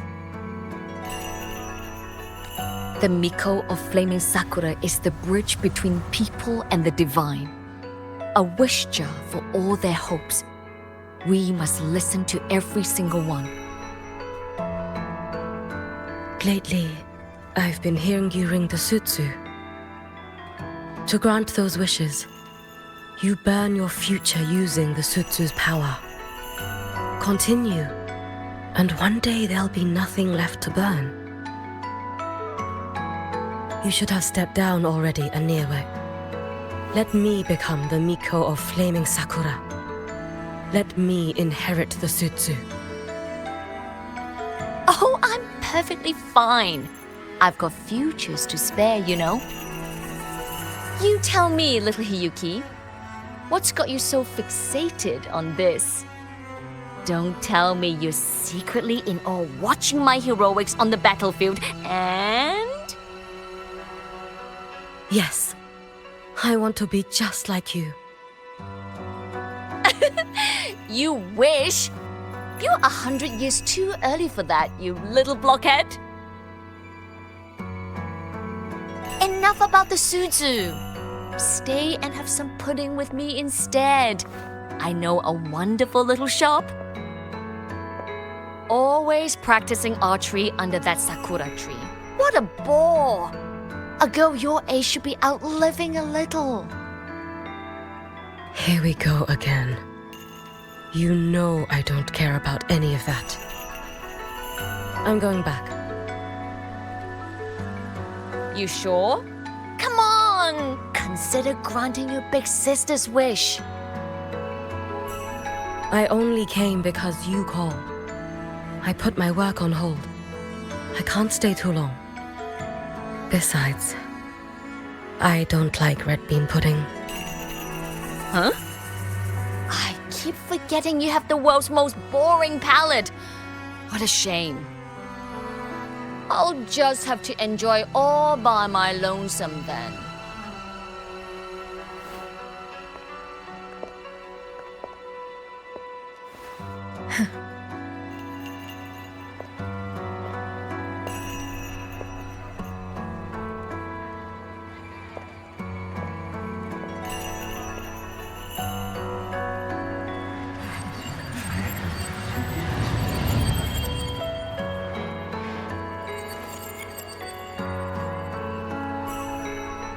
Gyokuro never once spoke of her own wishes.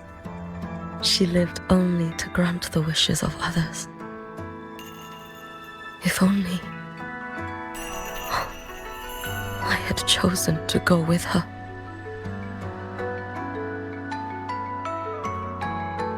I should go there. One more look will be enough.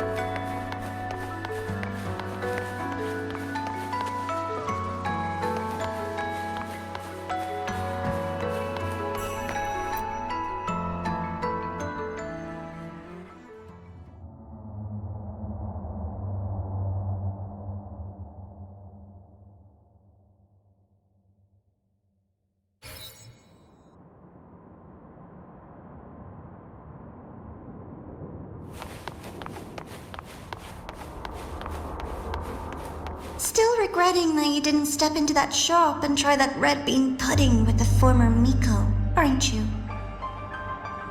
What's your point? The peaceful streets of Honami, the sweetness of red bean pudding. You know none of it is real. The illusion didn't deceive you, Miko of Flaming Sakura. You were the one who deceived yourself. Desperate to play pretend? Why not commit?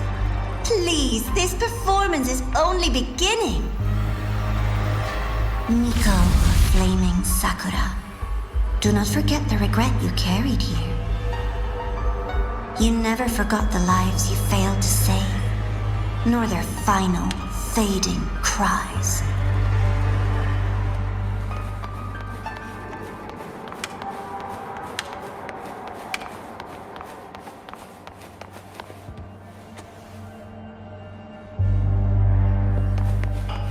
You've been watching me? Among all the Mikos of Flaming Sakura, you're the most special. Only you could peer into the Sutsu and see a future so utterly pitch black.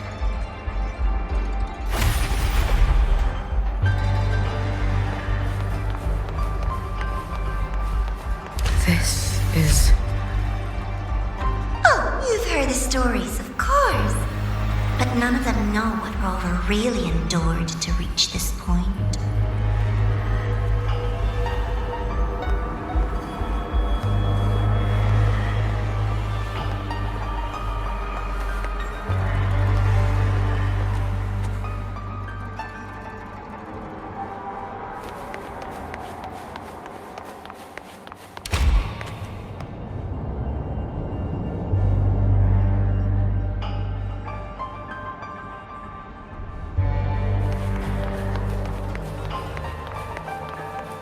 Rover.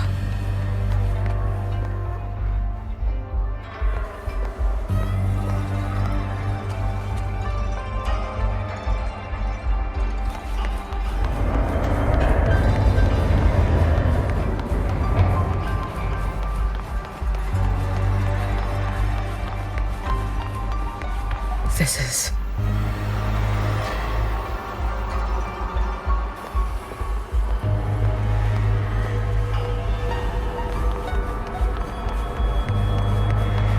the Threnodian.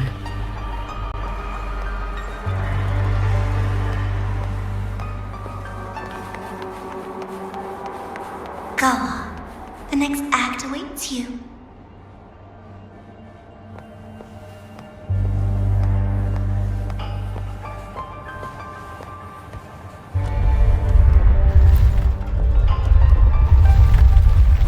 Don't waver now, Yuki. That instinctive revulsion you're feeling will guide you down a path diametrically opposed to my own. You must walk this road.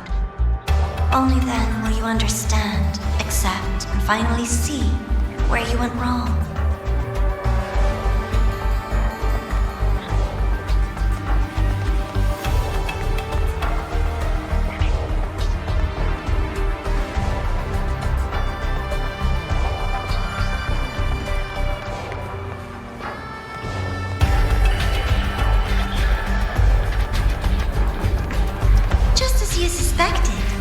Both Jinjo and Honami once lay beneath the Threnodian's shadow. But only in Jinjo did the night give way to dawn. You... Shh.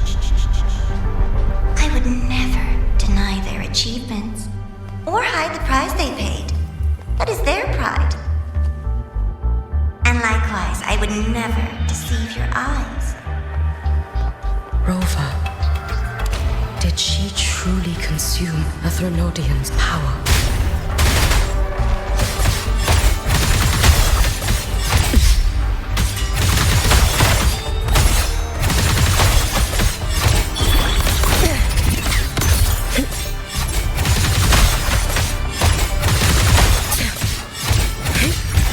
You should have run.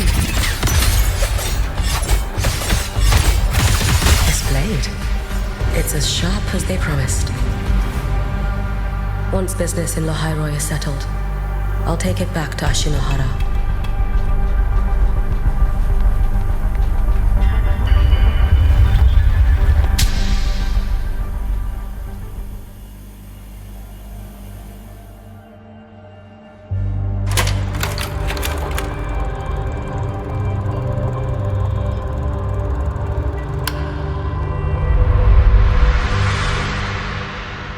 You needn't doubt. This is, in fact, my ploy for you. What else would you call laying the very path you've dreaded most? bare before your feet. Keep walking. The way forward is the only way left.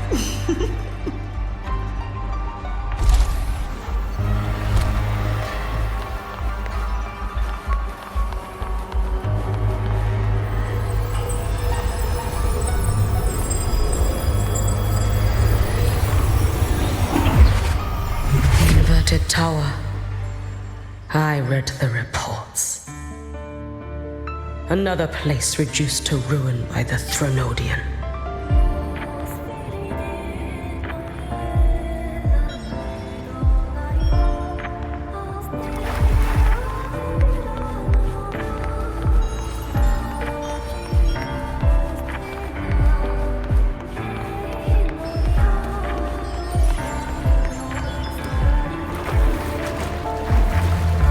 A nation that placed its faith in the Sentinel, yet its blessed maiden was spawned by the Threnodian Leviathan.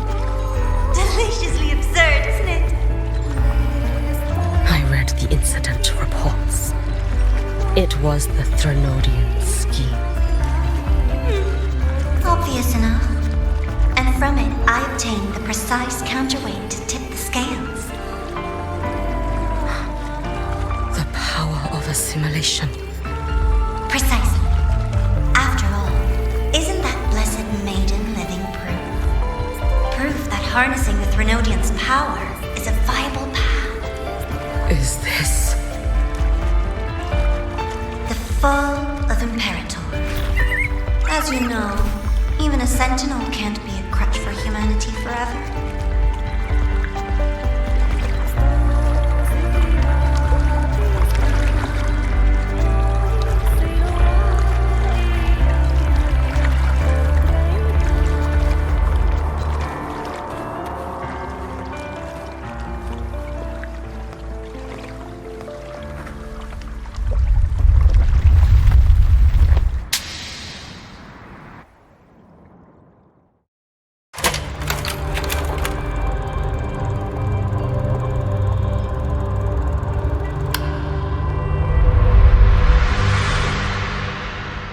Now, why not step into the role yourself? Experience Renacita's conclusion firsthand. Oh, and I made a personal appearance for the grand finale in Renacita. I couldn't very well abandon my rather childish subordinates like that, could I?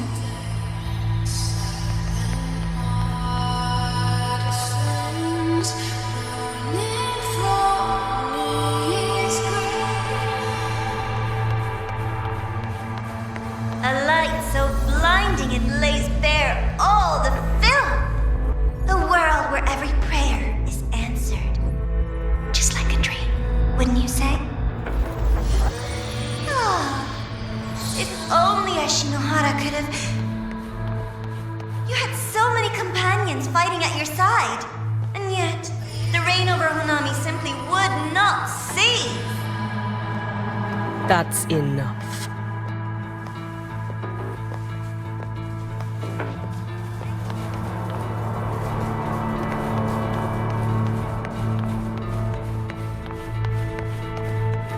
Every single time, she succeeded in saving them. If only I could have. Ashinohara. Am I envious of what she has achieved?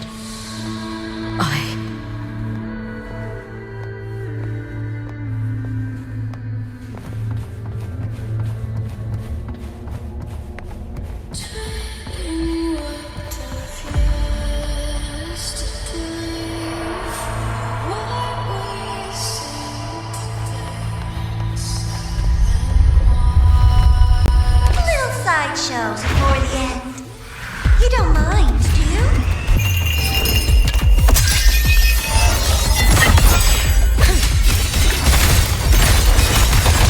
Time to end this. So persistent. Roam above the inferno, gazing at the snow.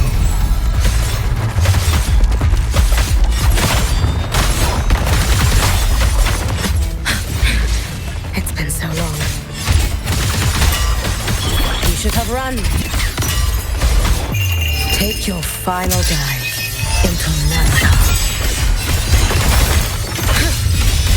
If my blade had been keener, could I have... Is my focus slipping? Why is this even surfacing now?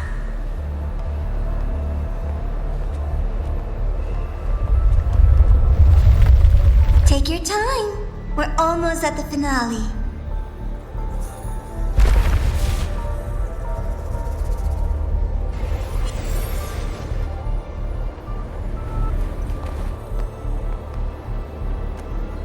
Come, let's go.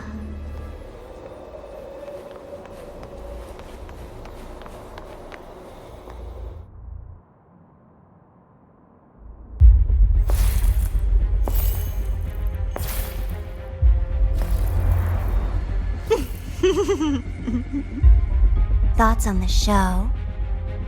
You showed me all this because the Fraxidus wants to replicate the assimilation within the Blessed Maiden herself.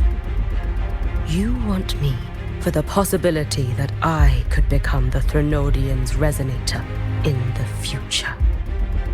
I won't deny it. After all, among all the Mikos of Flaming Sakura, only you can see through that Sutsu and see a future so clearly entwined with the Threnodians. That is your gift, your talent. It is a dangerous curse. From Ashinohara's legends and the Space Trek Collective's investigative reports, you know who Rover is by now. As a savior yourself, what do you think of her capabilities? She's strong. You can afford to be more effusive. Unlike you, who failed Ashinohara time and again, she is the perfect savior. But let's be brutally honest. This world doesn't have a second Rover. She saved Jinjo and Renesita. But what about Honami?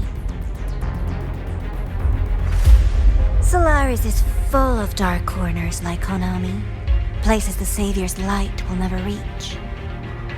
You, Miko of Flaming Sakura, have a gift. You might not fear the curse of the Threnodian or Lament. But what of them? The weak, those not blessed by fate, and yet, is it really fair to place the weight of an entire world on a single pair of shoulders? Solaris needs more saviors, doesn't it?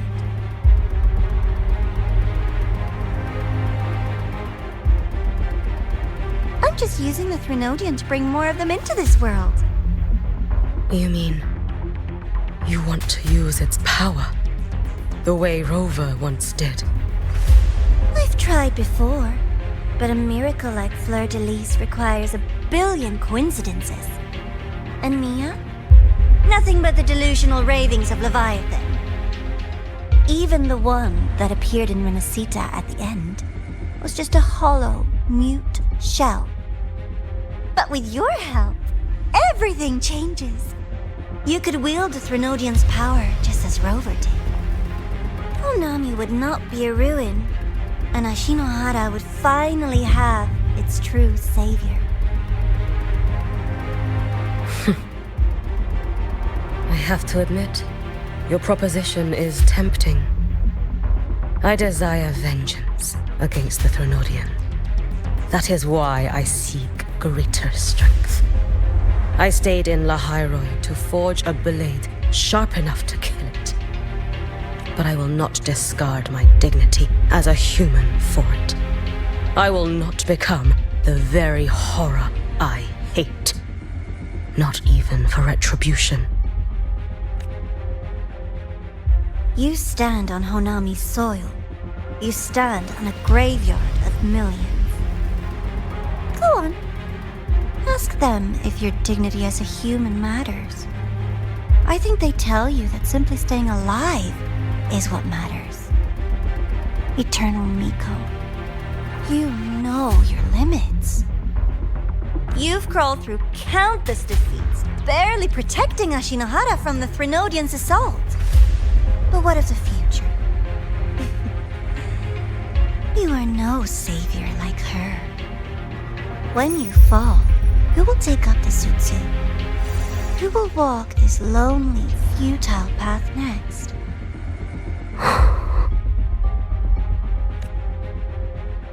We could always talk about the former, Miko. The bodies of the left behind are ephemeral. You'll find I have a far more durable proposal.